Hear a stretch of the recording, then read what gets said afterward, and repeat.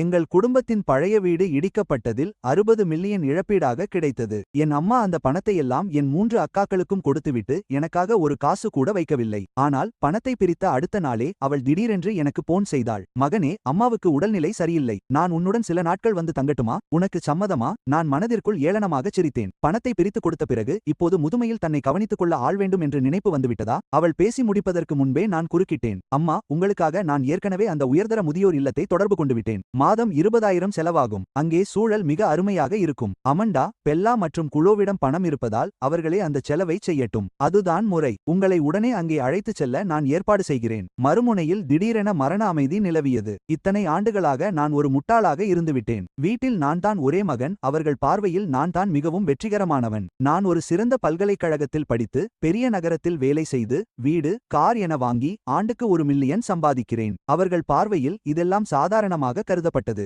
அமண்டாவுக்கு வீடு வாங்க 2 லட்சம் தேவைப்பட்ட போது நான் கொடுத்தேன். பெல்லாவின் குழந்தைக்கு சிறந்த பள்ளியில் சேர்க்க 50,000 நன்கொடை தேவைப்பட்ட போது நான் கட்டினேன். குளோவின் கடையில் 3 லட்சம் நஷ்டம் ஏற்பட்ட போது அந்த இழப்பை நான் ஈடு செய்தேன். அம்மா சில நாட்களுக்கு ஒருமுறை போன் செய்து ஏதோ ஒன்று சரியில்லை என்றோ அல்லது பணம் தேவை என்றோ கேட்பார். ஒவ்வொரு முறையும் யோசிக்காமல் நான் பணத்தை அனுப்பி வந்தேன். நான் தான் இந்த குடும்பத்தின் தூண் என்றும் என் உழைப்பு அனைவருக்கும் தெரியும் என்றும் என் அம்மா தன் ஒரே மகனைத்தான் அதிகமாக நேசிக்கிறார் என்றும் நினைத்தேன். நேற்று வரை அந்த 60 மில்லியன் இழப்பீட்டு பணம் 60 மில்லியன் முறை என் கன்னத்தில் அரைந்தது போல இருந்தது. ஆக அவர்கள் பார்வையில் நான் ஒரு ஏடிஎம் இயந்திரம் மட்டுமே. எப்போது வேண்டுமானாலும் பணத்தை எடுத்துக்கொள்ளலாம். அவளது வேகமான அடக்கப்பட்ட மூச்சுக்காற்றை என்னால் கேட்க முடிந்தது. இத்தனை காலம் கீழ்ப்படிந்து நடந்த தன் மகன் இப்படி பேசுவான் என்று அவள் கனவிலும் நினைத்திருக்க மாட்டாள். அவளது கோபத்திற்கோ அல்லது உணர்வுபூர்வமான மிரட்டலுக்கோ நான் காத்திருந்தேன். ஆனால் எதுவும் நடக்கவில்லை. சில வினாடிகளுக்கு பிறகு போன் பலமாக வைக்கப்பட்டது. காதுகளில் போன் துண்டிக்கப்பட்ட சத்தம் கேட்டது. நான் போனை எடுத்து அழைப்பு பட்டியலை பார்த்தேன். மனப்பாடமாக தெரிந்த அந்த எண்ணை எடுத்து பிளாக் லிஸ்டில் சேர்த்து விட்டேன். போனை வைத்த பிறகு பல ஆண்டுகளாக என் இதயத்தை அழுத்தி வந்த ஒரு பெரும் பாரம் விலகியது போன்றதொரு நிம்மதியை உணர்ந்தேன். எனது அறைக்கதவு மெதுவாக திறக்கப்பட்டது. என் மனைவி ஃபியோனா ஒரு கோப்பை சூடான தேநீருடன் உள்ளே வந்தாள். யாரிடம் பேசிக் கொண்டிருந்தாய்? நீ ஏதோ வருத்தமாக இருப்பது போல் இருந்தது. நான் அவளது கையை பிடித்துக்கொண்டு நேற்று நடந்த பணப்பகிர்வு மற்றும் இப்போது வந்த தொலைபேசி அழைப்பு பற்றி அனைத்தையும் சொன்னேன். அதை கேட்ட அவள் கோபமோ அல்லது ஆச்சரியமோ அடையவில்லை. அவள் ஒரு நீண்ட பெருமூச்சு விட்டாள். இந்த நாள் ஒரு நாள் வரும் என்று எனக்கு தெரியும். நல்லது, இதோடு எல்லாவற்றையும் முடித்துக் கொள்வோம். நீ என்ன முடிவு எடுத்தாலும் நான் உனக்கு ஆதரவாக இருப்பேன். என் இதயம் நெகிழ்ந்தது. இப்படி ஒரு மனைவியை பெற்றதற்கு நான் இன்னும் என்ன கேட்க முடியும்? ஆனால் அந்த அமைதி நீண்ட நேரம் நீடிக்கவில்லை. எனது தொலைபேசி மீண்டும் ஒலிக்கத் தொடங்கியது. உனக்கு பைத்தியம் பிடித்து விட்டதா? அம்மாவிடம் எப்படி அப்படி பேசலாம்? அவரை முதியோர் இல்லத்தில் சேர்க்கவா? இதை எப்படி உன்னால் நினைக்க முடிந்தது? அவருக்கு உடல்நிலை சரியில்லைதானே? முதியோர் இல்லங்களில் முறையான கவனிப்பு இருக்கும். அது அவருக்கு மிகவும் பொருத்தமானது. அவர் உன் தாய். முதுமையில் அவரை பராமரிப்பது ஒரு மகனாக உன்னுடைய கடமை. 60 மில்லியன் இடிப்புத் தொகையை பிரிக்கும் போது ஏன் மகனின் கடமை என்று சொல்லவில்லை? அம்மா எல்லா பணத்தையும் உங்களிடமே கொடுத்துவிட்டார். எனவே நீங்கள் அந்த பொறுப்பை ஏற்க வேண்டும். பணத்தை வாங்கிக் கொண்டு கடமையை செய்யாமல் இருப்பது நியாயமல்ல. சொல்லிவிடுகிறேன், நேற்றுடன் எல்லாம் முடிந்துவிட்டது. நான் அழைப்பை துண்டித்தேன். 5 நிமிடங்களுக்குள் வேறொரு தெரியாத எண்ணிலிருந்து அழைப்பு வந்தது. அது பெல்லா. அவருக்கு அது எளிதானது அல்ல, இல்லையா? அதனால் அவர் அந்த 5 மில்லியனை எடுத்துக்கொண்டு தன்னை தேற்றிக் கொள்ளட்டும். அதில் எனக்கு எந்த பிரச்சனையும் இல்லை. அவர் உங்கள் அனைவருக்கும் பணம் கொடுத்துவிட்டார். என்னை பற்றி என்ன? எனக்கு பணம் முக்கியமல்ல. எனக்கு உணர்வுகள் தான் முக்கியம். ஏமாற்றப்பட்டு துரோகத்தின் வலையில் சிக்கிய ஒரு இதயம்.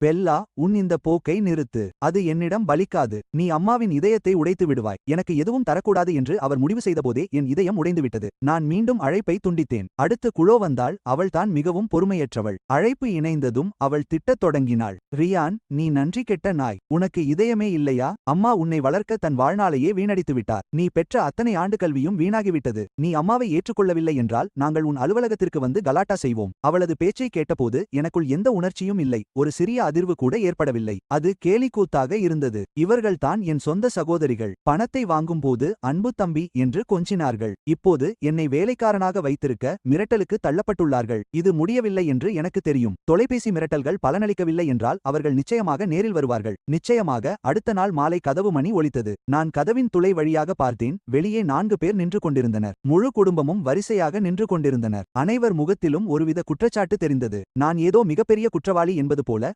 வரவேற்பறையில் எங்கள் மகள் கோகோவுடன் விளையாடிக் கொண்டிருந்த ஃபியோனாவிடம் கோகோவை படுக்கையறைக்கு அழைத்துச் சென்று கதவை பூட்டிக்கொள் என்றேன். வெளியே வராதே. ஃபியோனா தலையசைத்து எங்கள் மகளை தூக்கிக் கொண்டு படுக்கையறைக்குள் சென்றாள். நான் ஒரு பெருமூச்சு விட்டு கதவை திறந்தேன். அவர்கள் அலை போல உள்ளே நுழைந்தனர். என் அம்மா சூசன் முன்னால் இருந்தார். உள்ளே நுழைந்ததும் அவர் கதடத் தொடங்கினார். இப்படி ஒரு நன்றி கெட்ட மகனை வளர்க்க நான் என்ன பாவம் செய்தேன்? உன்னை வளர்க்க நான் எவ்வளவு கஷ்டப்பட்டேன், அதற்கு நீ எனக்கு தரும் பரிசா இது? இறுதியாக நீ கதவை திறந்துவிட்டாய். உனக்கு உன் அம்மாவே வேண்டாம் என்று நினைத்துவிட்டேன். பார், அம்மா எவ்வளவு கோபமாக இருக்கிறார். அவருக்கு உடல்நிலை சரியில்லை. உனக்கு சிறிதாவது மனசாட்சி இருக்கிறதா? அவர்களின் சத்தத்திற்கு நான் பதிலளிக்க விரும்பவில்லை. நான் ஒரு கிளாஸ் தண்ணீர் ஊற்றி மெதுவாக குடித்தபடி அவர்களை பார்த்துக் கொண்டிருந்தேன். நான் ஒன்றும் பேசவில்லை என்று பார்த்ததும் அவர்கள் இன்னும் அதிக சத்தம் போட்டனர். முழு வரவேற்பறையும் அவர்களின் அழுகை, கூச்சல், திட்டுக்கள் மற்றும் குற்றச்சாட்டுகளால் ஒரு மோசமான நாடகம் போல இருந்தது. அவர்கள் சோர்வடைந்து குரல் கரகரப்பாக மாறியபோது நான் மெதுவாக எனது கிளாஸை கீழே வைத்தேன். கிளாஸ் மேஜையின் மீது பட்டபோது ஒரு சத்தம் கேட்டது. வரவேற்பறை உடனடியாக அமைதியானது. 4 ஜோடி கண்கள் என் மீது நிலைத்திருந்தன. நான் பக்கத்திலிருந்த டிராயரிலிருந்து ஒரு நோட்டு புத்தகத்தையும் பேனாவையும் எடுத்தேன். இன்று எல்லோரும் வந்திருப்பதால் கணக்குகளை தீர்த்து விடுவோம். 2010 இல் அமண்டா வீட்டின் முன்பணத்திற்கு பணம் பற்றாக்குறையாக இருக்கிறது என்று என்னிடம் 1 லட்சம் கடன் வாங்கினாள். அப்போது அது கடனாகவே கருதப்பட்டது. ஆனால் அது இன்று வரை திருப்பி தரப்படவில்லை. 2012 இல் பெல்லாவின் கணவர் தொழில் தோல்வியடைந்து அவசரமாக பணம் தேவைப்பட்டது. நான் 1,50,000 கொடுத்தேன். அந்த பணமும் மீண்டும் வரவில்லை. 2014 இல் குளோ ஒரு துணிக்கடை திறக்க விரும்பினாள். நான் முதலீடாக 2 லட்சம் கொடுத்தேன். பிறகு கடை நஷ்டமடைந்தது. இயற்கையாகவே அந்த பணமும் மறைந்து போனது. 2015 முதல் கடந்த ஆண்டு வரை அம்மா உடல்நலக் குறைவு, சமூக கடமைகள், வீட்டுச் செலவுகள் என்று பல்வேறு காரணங்களை கூறி என்னிடமிருந்து மொத்தம் 4 லட்சம்க்கும் மேல் வாங்கினார். நான் ஒவ்வொரு பொருளையும் பட்டியலிடும்போது நோட்டு புத்தகத்தில் ஒரு குறிப்பைச் செய்தேன். என் குரல் சத்தமாக இல்லை, ஆனால் அமைதியான வரவேற்பறையில் ஒவ்வொரு வார்த்தையும் தெளிவாக கேட்டது. நான் பேச பேச அவர்களின் முகபாவனைகள் தற்பெருமையிலிருந்து அதிர்ச்சியாகவும் பிறகு குற்ற உணர்ச்சியாகவும் மாறின. இப்போது உங்கள் கையில் 60 மில்லியன் இடிப்புத் தொகை இருக்கிறது. அதில் ஒரு பைசா கூட எனக்கு வரவில்லை. இருந்தும் நான் நன்றியற்றவன் என்று என்னை குற்றம் சாட்டுகிறீர்களா? இது உங்களுக்கு வேடிக்கையாக தெரியவில்லையா? இது நான் தயாரித்துள்ள குடும்ப ஆதரவு மற்றும் பொறுப்பு ஒப்பந்தம். இது மிகவும் எளிமையானது. யார் பணத்தை வாங்கினார்களோ அவர்களே அம்மாவை கவனித்துக் கொள்ளும் பொறுப்பை ஏற்க வேண்டும். அம்மாவின் 5 லட்சம் உடன் உங்கள் 3 சகோதரிகளில் ஒவ்வொருவரும் தலா 2 மில்லியன் கொடுக்க வேண்டும். அம்மா தனது முதுமையை மிகவும் வசதியாக கழிக்க இது போதுமானது. நீங்கள் அம்மாவை உங்கள் வீட்டிற்கு அழைத்துச் செல்லலாம் அல்லது ஒரு முதியோர் இல்லத்தில் சேர்த்து செலவை மூவரும் சமமாக பகிர்ந்து கொள்ளலாம். இந்த ஒப்பந்தத்தில் கையெழுத்திட்டால் நான் இனி உங்கள் வாழ்க்கையில் தலையிட மாட்டேன். தயவுசெய்து என் வாழ்க்கையிலும் தலையிடாதீர்கள். ஒப்பந்தத்தையும் பேனாவையும் காபி டேபிளின் குறுக்கே அவர்கள் பக்கம் தள்ளினேன். அவர்கள் அந்த ஒப்பந்தத்தை ஏதோ ஒரு அரக்கனை பார்ப்பது போல பார்த்தார்கள். அமண்டாவின் உதடுகள் நடுங்கின. நீ எங்களை விட்டு உறவை முறித்துக் கொள்ளப் போகிறாயா? நீங்கள் தான் என்னுடன் உறவை முறித்துக் கொள்ள விரும்புகிறீர்கள். இவ்வளவு நேரம் அமைதியாக இருந்த என் அம்மா சூசன் திடீரென நிமிர்ந்து என்னை கூர்மையாக பார்த்தார். அவரது கண்ணீர் காய்ந்திருந்தது. கண்கள் குறையாக தெரியவில்லை, மாறாக ஆழ்ந்த கசப்பான வெறுப்பை வெளிப்படுத்தின. ரியான், இதற்காக நீ வருந்த மாட்டாயா? அந்த பணத்தில் ஒரு பைசா கூட உனக்கு தகுதியல்ல. அவரது வார்த்தைகள் விஷ ஊசியைப் போல என் இதயத்தை குத்தின. எனக்கு ஏன் தகுதியில்லை? நீயே என்ன செய்தாய் என்பது உனக்கு நன்றாக தெரியாதா? அந்த கேள்வி என் மனதில் மின்னல் போல தாக்கியது. என் தந்தையின் மரணம் என் இதயத்தில் ஆறாத வடுவாகவும் இந்த குடும்பத்தில் 10 ஆண்டுகளுக்கும் மேலாக புதைக்கப்பட்ட ஒரு ரகசியமாகவும் இருந்தது. நான் உயர்நிலைப் பள்ளி இறுதி ஆண்டில் இருந்தபோது என் தந்தை இறந்தார். அது ஒரு பணியிட விபத்து. அவர் சாரத்திலிருந்து கீழே விழுந்துவிட்டார். மருத்துவமனைக்கு கொண்டு செல்லும் முன்பே அவரை காப்பாற்ற முடியவில்லை. அந்த ஆண்டு வானமே இடிந்து விழுந்தது. என் அம்மா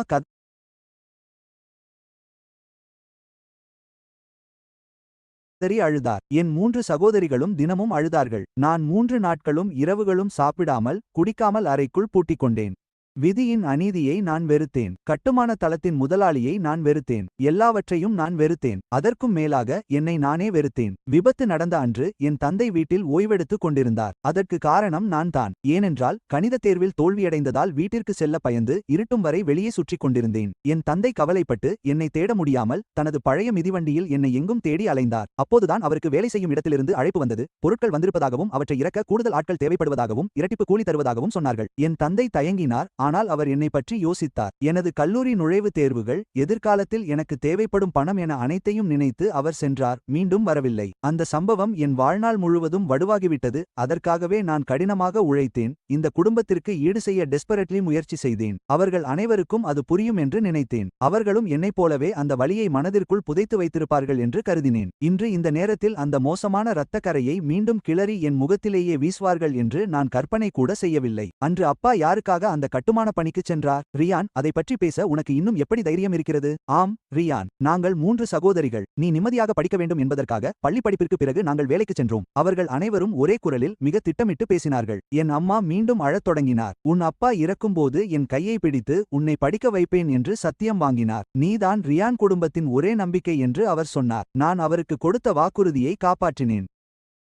ஆனால் நீயோ நன்றி கெட்ட பையனே, உனக்கு இறக்கைகள் முளைத்தவுடன் நீ வந்த இடத்தை மறந்துவிட்டாய். அவர்கள் வார்த்தைகள் கூர்மையான கத்திகளைப் போல இருந்தன. ஒவ்வொன்றும் இரத்தத்தை வடிக்க என் இதயத்தை பிளந்தன. என் குடும்பம் என்று நான் அழைத்த இந்த 3 பெண்களையும் பார்த்தேன். அவர்கள் முகத்தில் துயரமும் குற்றச்சாட்டும் இருந்தன.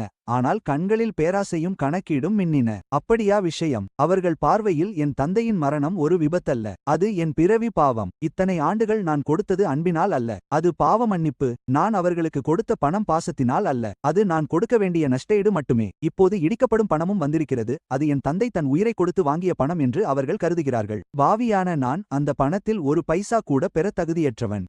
அந்த பணம் அவர்களுக்குத்தான் சொந்தம். இத்தனை ஆண்டுகால தியாகத்திற்கான இழப்பீடு அது. எவ்வளவு கச்சிதமான தர்க்கம்!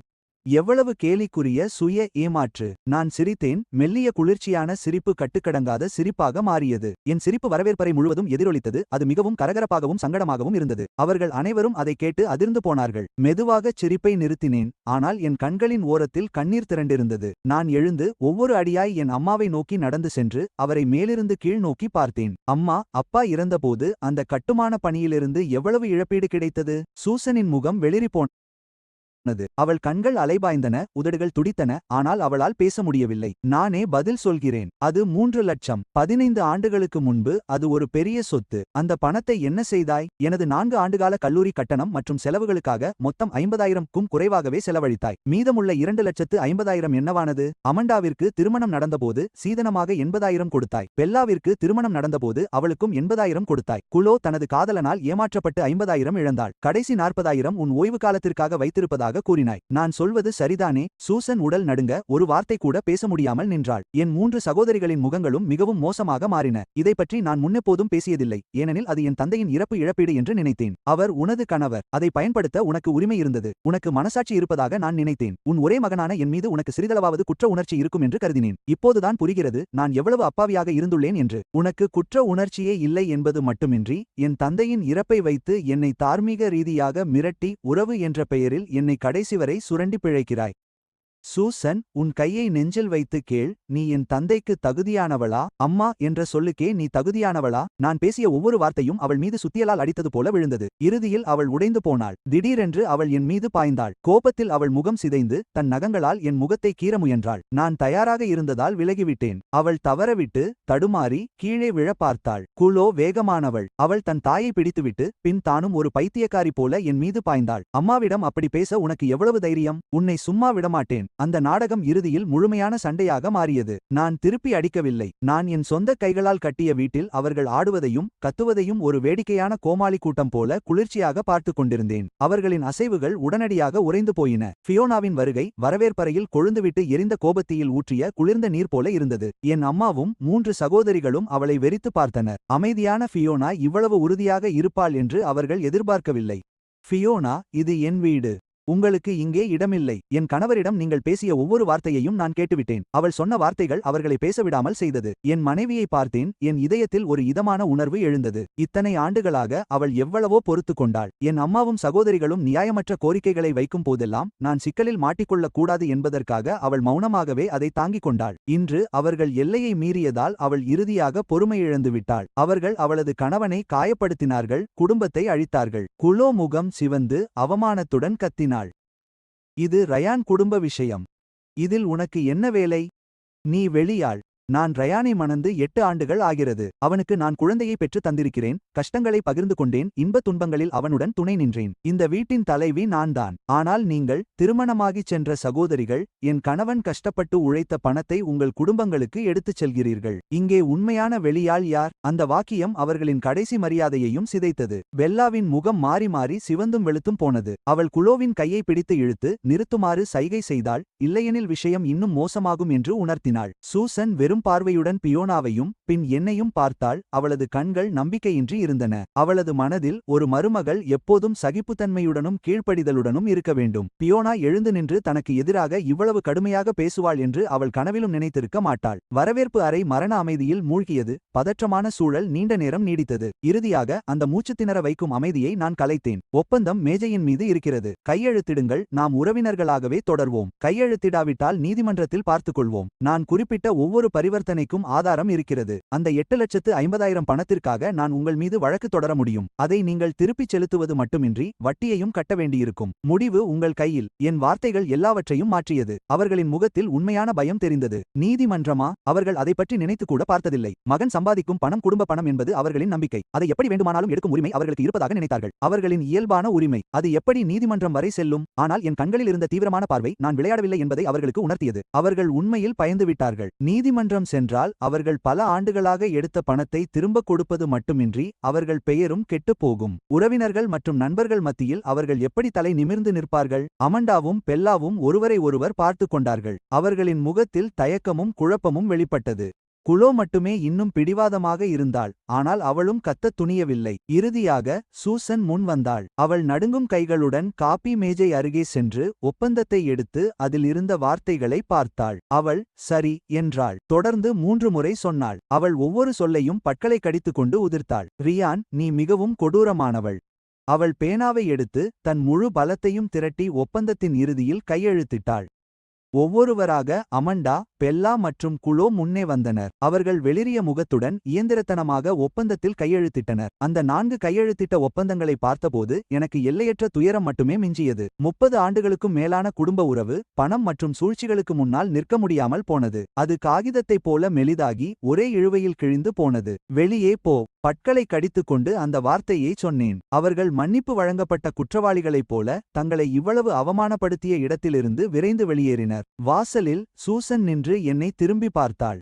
அவளது பார்வை சொல்ல முடியாத அளவுக்கு குளிராகவும் இது இன்னும் முடியவில்லை என்பதைப் போல விவரிக்க முடியாத ஒரு மர்மத்துடனும் இருந்தது. கதவு பலமாக அரைந்து மூடப்பட்டது. இறுதியாக உலகம் அமைதியானது. பியோனா தனது போனினை வைத்துவிட்டு என்னிடம் வந்து மென்மையாக கட்டிப்பிடித்தாள். நான் அவளை திரும்பி அணைத்துக்கொண்டு அவள் தோளில் முகம் புதைத்துக் கொண்டேன். அந்த நொடியில் நான் அணிந்திருந்த கடினமான கவசம் துண்டு துண்டாக உடைந்தது. ஒரு குழந்தையைப் போல நான் மெலிதாக அழுதேன். இது முடிவல்ல. எனக்கு அது நன்றாகவே தெரியும். என் அம்மாவையும் அந்த 3 சகோதரிகளையும் எனக்கு தெரிந்தவரை அவர்கள் இதை அவ்வளவு எளிதாக விடமாட்டார்கள். ஒரு பெரிய புயல் உருவாகிக் கொண்டிருக்கிறது என்று தோன்றியது. மறுநாள் வழக்கம் போல வேலைக்குச் சென்றேன். அலுவலகத்திற்கு வந்ததும் என் உதவியாளர் கெவின் பதற்றத்துடன் உள்ளே வந்தான். மிஸ்டர் ரியான், கீழே நிறைய பேர் இருக்கிறார்கள். அவர்கள் உங்கள் குடும்பத்தினர் என்று சொல்கிறார்கள். அவர்கள் வரவேற்பறையில் ரகளை செய்கிறார்கள். என் இதயம் ஒரு நிமிடம் நின்று துடித்தது. எதிர்பார்த்தபடியே வந்துவிட்டார்கள். நான் பெரிய கண்ணாடி சன்னலுக்கு அருகே சென்று கீழே பார்த்தேன். நிச்சயமாக எங்கள் நிறுவன கட்டிடத்தின் நுழைவாயிலில் ஒரு கூட்டம் கூடியிருந்தது. சூசன் தரையில் அமர்ந்து தன் தொடையை தட்டி அழுது கொண்டிருந்தாள். அமண்டாவும் பெல்லாவும் அவளை சுற்றி நின்று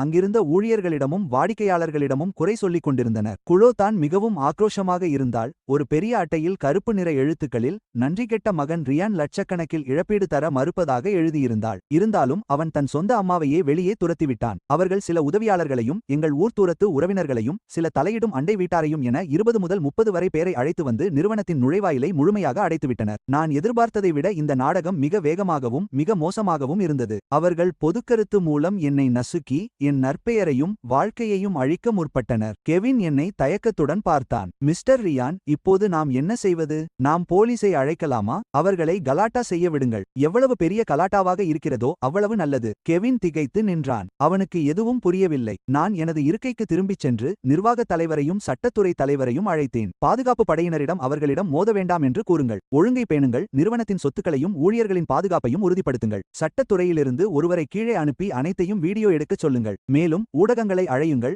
அனைத்து முக்கிய செய்தி நிறுவனங்களுக்கும் நமது நிறுவன நுழைவாயிலில் பெரிய செய்தி நடப்பதாக தெரிவியுங்கள். நான் எனது கட்டளைகளை தெளிவாக ஒவ்வொன்றாக வழங்கினேன். ஆச்சரியப்பட்டாலும் நிர்வாக மற்றும் சட்டத்துறை இயக்குநர்கள் இருவரும் உடனடியாக அவற்றை செயல்படுத்தினர். எனது தாயும் சகோதரிகளும் என்ன நினைக்கிறார்கள் என்பது எனக்கு தெரியும். ஒரு பெரிய நிறுவனத்தின் உயர் அதிகாரியாக எனது பிம்பத்தையும் நற்பெயரையுமே நான் அதிகம் கவலைப்படுகிறேன் என்று அவர்கள் உறுதியாக நம்பினர். அவர்கள் என்னை அவமானப்படுத்தும் அளவுக்கு சத்தம் போட்டால் நான் மண்டியிட்டு அவர்களை வீட்டிற்கு அழைத்துச் சென்று நன்றாக கவனித்து அந்த 6.5 மில்லியனை பிரித்து தருவேன் என்று அவர்கள் கருதினர். ஆனால் அவர்கள் கணக்கிட்டது தப்பு. நான் கௌரவத்திற்குத்தான் அதிக முக்கியத்துவம் தருகிறேன் என்று நினைத்தார்கள். உண்மையில் அந்த கௌரவத்தை நான் எப்போதோ விட்டுவிட்டேன். அதை சிதைத்தது அவர்கள்தான். நிறுவனத்திற்கு வெளியே சத்தம் மேலும் மேலும் அதிகரித்தது. சூசனின் நடிப்பு மிகச்சிறப்பாக இருந்தது. அவர் எவ்வளவு சோகமாக அழுதார் என்றால் எந்த நேரத்திலும் மயங்கி விழுந்து விடுவார் போலிருந்தது. எனது சகோதரியின் குற்றச்சாட்டுகள் இன்னும் கண்ணீர் மல்கவும் நாடகத்தனமாகவும் மாறின. தங்களை ஒரு கொடிய சகோதரனால் ஒடுக்கப்பட்ட பாவம் என சித்தரித்தனர். மேலும் மேலும் பார்வையாளர்கள் கூடினர். முணுமுணுப்பு சத்தம் அதிகரித்தது. உண்மை தெரியாத மக்கள் என்னை கண்டிக்கத் தொடங்கினர். செய்தியாளர்களும் வந்து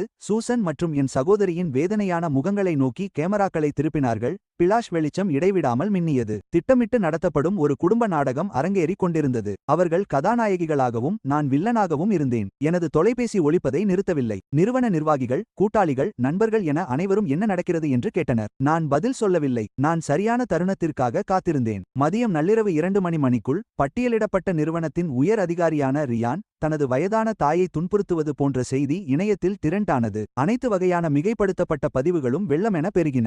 எனது புகைப்படம், பதவி, ஏன் எனது வீட்டு முகவரி கூட கசிந்திருந்தது. நான் இணையத்தின் பொது எதிரியாகிவிட்டேன். பெற்றோருக்கு அடங்காத மகன்களின் பட்டியலில் முதலிடம். கீழே இருந்த கூட்டத்தினரின் உணர்ச்சிகளும் உச்சத்தை எட்டியிருந்தன. சரியான நேரம் என்று கருதிய குளோ கேமராவை பார்த்து தன் முழு பலத்துடன் கத்தினாள். இன்று எங்களுக்கு திருப்திகரமான பதிலை நீ கொடுக்கவில்லை என்றால் நாங்கள் போக மாட்டோம். நீ எவ்வளவு பெரிய மிருகம் என்பதை அனைவருக்கும் காட்டுகிறோம். நான் மேசையிலிருந்து சில ஆவணங்களை எடுத்துக்கொண்டு என் உடையைச் சரிசெய்து சக ஊழியர்களின் பார்வைகளுக்கு நடுவே லிப்டிற்குள் நடந்தேன். சிலர் பரிதாபமாகவும், சிலர் ஏளனமாகவும், சிலர் ஆர்வமாகவும் இருந்தனர். நான் வெளியே வந்ததும் வரவேற்பறையின் இரைச்சல் என்னை தாக்கியது. அனைவரின் கண்களும் என் மீது நிலைத்திருந்தன. செய்தியாளர்களின் கேமராக்கள் உடனடியாக என் பக்கம் திரும்பின. சூசன் மற்றும் என் சகோதரிகள் ஒரு நிமிடம் அதிர்ந்து போயினர். பிறகு அவர்களின் முகத்தில் தற்பெருமை கலந்த புன்னகை விரிந்தது. நான் பணிந்து போய் சரணடைய வந்ததாக அவர்கள் நினைத்துக் கொண்டனர். கூட்டத்தின் நடுவே நடந்து சென்று அவர்களுக்கு முன்னால் நின்றேன். நான் அவர்களை பார்க்கவில்லை. எனது சட்ட இயக்குனரிடமிருந்து மெகாபோனை வாங்கி செய்தியாளர்களையும் பார்வையாளர்களையும் பார்த்து தலைவணங்கினேன்.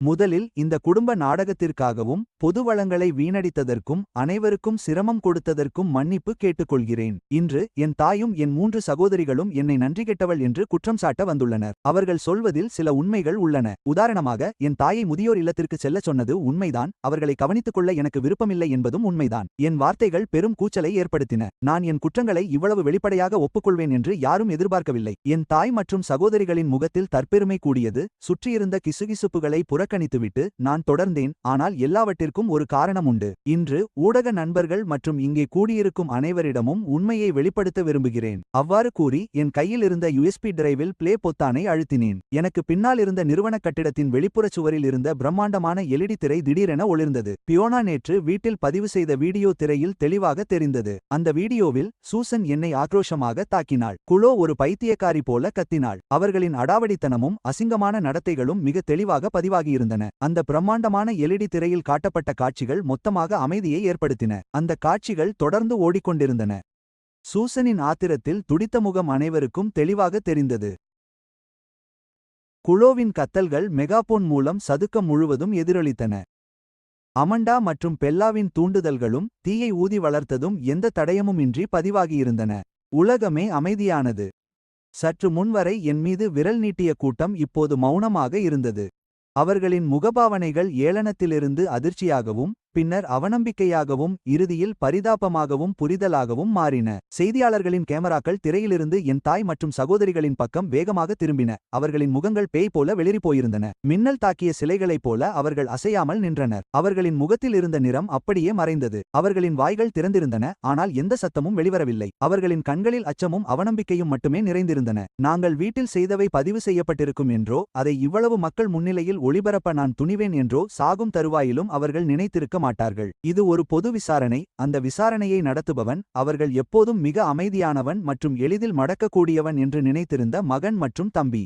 முதலில் குளோதான் நிலைகுலைந்து அலறினாள். அந்த அமைதியில் அவளது குரல் மிகவும் கடுமையாகவும் முற்றிலும் பலவீனமாகவும் கேட்டது. அவளை யாரும் நம்பவில்லை. வீடியோவில் இருந்த ஒவ்வொரு முகபாவனையும் ஒவ்வொரு அசைவும் மிக தெளிவாக உண்மையாக இருந்தன. மனதிலிருந்து வெளிப்பட்ட அந்த விஷத்தன்மையும் பைத்தியக்காரத்தனமும் பொய்யாக இருக்க வாய்ப்பில்லை. அவளது கடைசி நேர போராட்டத்தை நான் கண்டுகொள்ளவில்லை. எனது கைப்பையிலிருந்து வேறு சில ஆவணங்களை எடுத்தேன். ஊடக நண்பர்களே, கடந்த ஆண்டுகளில் எனது தாய்க்கும் 3 சகோதரிகளுக்கும் நான் அனுப்பிய மொத்தம் 8,50,000 யுவான் பண பரிவர்த்தனை ஆவணங்கள் இவை. ஒவ்வொரு பரிவர்த்தனைக்கும் வங்கி அறிக்கைகள் உள்ளன. அவற்றை சரிபார்க்கலாம். இது பழைய வீட்டை இடிப்பதற்கான ஒப்பந்தம். அதில் மொத்த இழப்பீட்டுத் தொகை 6.5 மில்லியன் என்று தெளிவாக குறிப்பிடப்பட்டுள்ளது. மேலும் இது என் தாயும் 3 சகோதரிகளும் நேற்று கையெழுத்திட்ட குடும்ப ஆதரவு ஒப்பந்தம். இடிப்புத் தொகை முழுமையாக அவர்களுக்கே வழங்கப்பட்டதால் தாயின் பராமரிப்பு பொறுப்பை 3 மகள்களும் பகிர்ந்து கொள்ள வேண்டும் என்று இதில் கூறப்பட்டுள்ளது. நான் தாயை துரத்திவிட்டேன் என்று அவர்கள் கூறுவதை பற்றி அம்மா, உங்களிடம் மீண்டும் ஒருமுறை கேட்கிறேன். உங்களிடம் நான் ஒருமுறையாவது வெளியேறு என்று சொன்னேனா? உங்களை ஒருமுறையாவது நான் கை நீட்டி அடித்தேனா? நீங்கள் என் வீட்டிற்கு வந்து கலாட்டா செய்து என்னை தாக்கிய பிறகு உங்கள் அனைவரையும் என் வீட்டை விட்டு வெளியேறச் சொன்னேன், அவ்வளவுதான். இதுவும் தாயை மதிக்காத செயலாகுமா? சூசன் உடல் நடுங்க, உதடுகள் துடிக்க, ஒரு வார்த்தை கூட பேச முடியாமல் நின்றாள். எதிர்கொள்ள முடியாத ஆதாரங்களைக் கண்டு மக்கள் கூட்டத்தில் சலசலப்பு ஏற்பட்டது. பொதுக்கருத்து ஒரே நொடியில் மாறியது. அனைத்து அனுதாபங்களும் என் பக்கம் திரும்பின. இப்போது என் தாய்க்கும் சகோதரிகளுக்கும் எதிரான அவமானங்களும் ஏசுகளும் அலை அலையாக திரண்டன. அந்த பார்வைகளிலும் கிசுகிசுப்புகளிலும் சிக்கி அவர்கள் முகம் வெளிரி போனது. அமண்டாவும் பெல்லாவும் முற்றிலும் பயந்து போய் தங்களுக்கு அவமானமாக மாறிய அந்த இடத்திலிருந்து தப்பிக்க பின்வாங்க முற்பட்டனர்.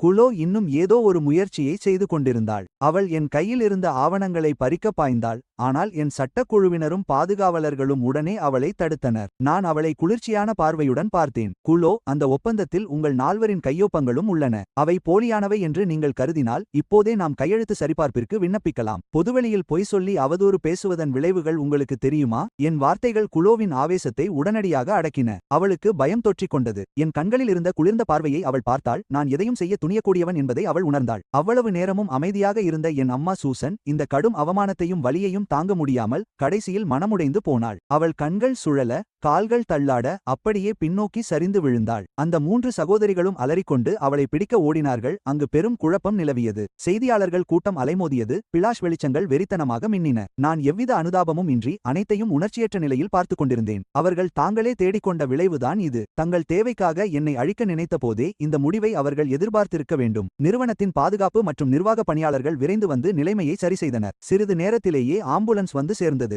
சூசனை ஆம்புலன்ஸில் ஏற்றினார்கள். என் 3 சகோதரிகளும் தோல்வியுற்ற நாய்களைப் போல அவளுக்கு பின்னால் ஏறிக்கொண்டனர். அந்த பெரும் பரபரப்பான நாடகம் அப்படியே முடிவுக்கு வந்தது. கூட்டம் மெல்ல மெல்ல கலைந்து சென்றது. செய்தியாளர்கள் தங்களுக்கு தேவையான அனைத்தையும் பெற்றுக்கொண்டு திருப்தியுடன் சென்றனர். அந்த இடம் மீண்டும் வழக்கமான அமைதிக்கு திரும்பியது. அங்கு எதுவுமே நடக்காதது போல இருந்தது. ஆனால் இன்று முதல் எல்லாம் மாறிவிட்டது என்பது எனக்கு தெரியும். அந்த குடும்பம் என்று சொல்லப்படும் உறவுடன் நான் முழுமையாக துண்டித்துக் கொண்டேன். இனி பின்வாங்க வழியே இல்லை. திரும்பி என் அலுவலகத்திற்கு சென்றபோது என்னை கடந்த சக ஊழியர்கள் அனைவரும் ஒருவித சிக்கலான உணர்வுடன் பார்த்தனர். அதில் அனுதாபம், பிரமிப்பு, ஏன் ஒரு சிறிய அச்சம் கூட இருந்தது. யாரும் என்னிடம் பேச துணியவில்லை. எப்போதும் மென்மையான குணமுள்ள மிஸ்டர் ரையான் குடும்ப விஷயங்களில் இவ்வளவு உறுதியாகவும் கொடூரமாகவும் இருப்பார் என்று அவர்கள் எதிர்பார்த்திருக்க மாட்டார்கள். என் முதலாளி CEO மிஸ்டர் தாம்சன் என்னை அவரது அலுவலகத்திற்கு அழைத்தார். நிறுவனத்தின் பெயருக்கு களங்கம் விளைவித்ததற்காக அவர் என்னை கண்டிப்பார் என்று நினைத்தேன். அதற்கு பதிலாக அவர் என்னிடம் ஒரு பாட்டில் தண்ணீரை மட்டுமே கொடுத்தார். நான் உன்னை சரியாகத்தான் கணித்திருக்கிறேன். நீ திறமையானவன். உனக்கு தகுந்த துணிச்சல் இருக்கிறது. உன் குடும்ப பிரச்சனைகளை விரைவாக முடித்துவிடு. அவை உன் வேலையை பாதிக்க விடாதே.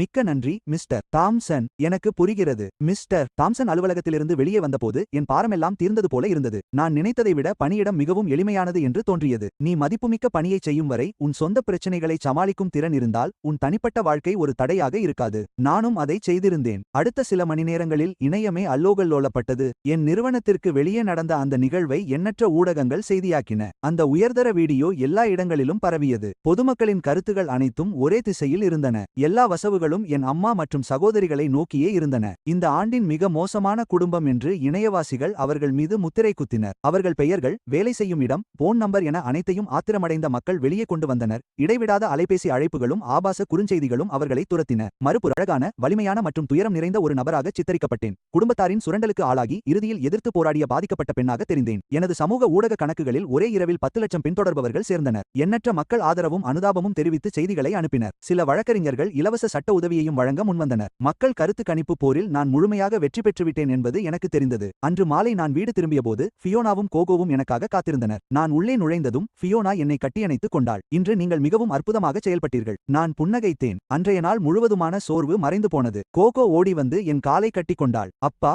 கெட்டவர்களை நீங்கள் அடித்து துரத்திவிட்டீர்களா? ஆம், துரத்திவிட்டேன். அவர்கள் இனி நம்மை தொந்தரவு செய்ய மாட்டார்கள். அன்று இரவு ஃபியோனாவும் நானும் படுக்கையில் படுத்து நடந்த அனைத்தையும் பற்றி பேசினோம். ஃபியோனா சிறிது கவலையுடன் இருந்தாள். அவர்கள் வேறு ஏதாவது முயற்சி செய்வார்கள் என்று உங்களுக்கு பயமாக இல்லையா? உதாரணமாக கோகோவின் மழலையர் பள்ளிக்கு செல்வது போல. நான் சற்று தயங்கினேன். இது நான் கவனிக்க தவறிய ஒரு முக்கியமான விஷயமாக இருந்தது. என்னையும் நிறுவனத்தையும் பாதுகாப்பதில் நான் கவனம் செலுத்தினேன். ஆனால் என் மனைவியையும் மகளையும் பற்றி மறந்துவிட்டேன். கவலைப்படாதே. நாளை உங்களையும் கோகோவையும் 24/7 பாதுகாக்க நான் ஒரு பாதுகாப்பு நிறுவனத்தை தொடர்பு கொள்கிறேன். நான் மழலையர் பள்ளியிடமும் பேசுகிறேன். எங்களை தவிர வேறு யாரும் கோகோவை அழைத்துச் செல்ல அனுமதி இல்லை. அவர்களின் எல்லைகளை நான் பார்த்துவிட்டேன். பணத்திற்காக அவர்கள் எதை வேண்டுமானாலும் செய்வார்கள். உங்களை புண்படுத்த அவர்களுக்கு நான் மீண்டும் ஒரு வாய்ப்பை தரமாட்டேன். ஃபியோனா தலையசைத்து என் தோளில் தலை சாய்த்தாள். அன்று இரவு எனக்கு நன்றாக தூக்கம் வரவில்லை. என் தந்தை கனவில் வந்தார். அதே எளிமையான, நேர்மையான தோற்றத்துடன் மௌனமாக என்னை பார்த்து கொண்டிருந்தார். அவர் கண்களில் கோபத்திற்கு பதில் பரிதாபம் மட்டுமே இருந்தது. மறுநாள் அடையாளம் தெரியாத எண்ணிலிருந்து எனக்கு அழைப்பு வந்தது. மறுமுனையில் ஒரு மெலிந்த பலவீனமான குரல் கேட்டது. அது சூசன். உன் சகோதரிகள் அனைவரும் தங்கள் வேலையிலிருந்து நீக்கப்பட்டுவிட்டனர். அவர்களின் வீடுகளில் பெயிண்ட் ஊற்றப்பட்டது.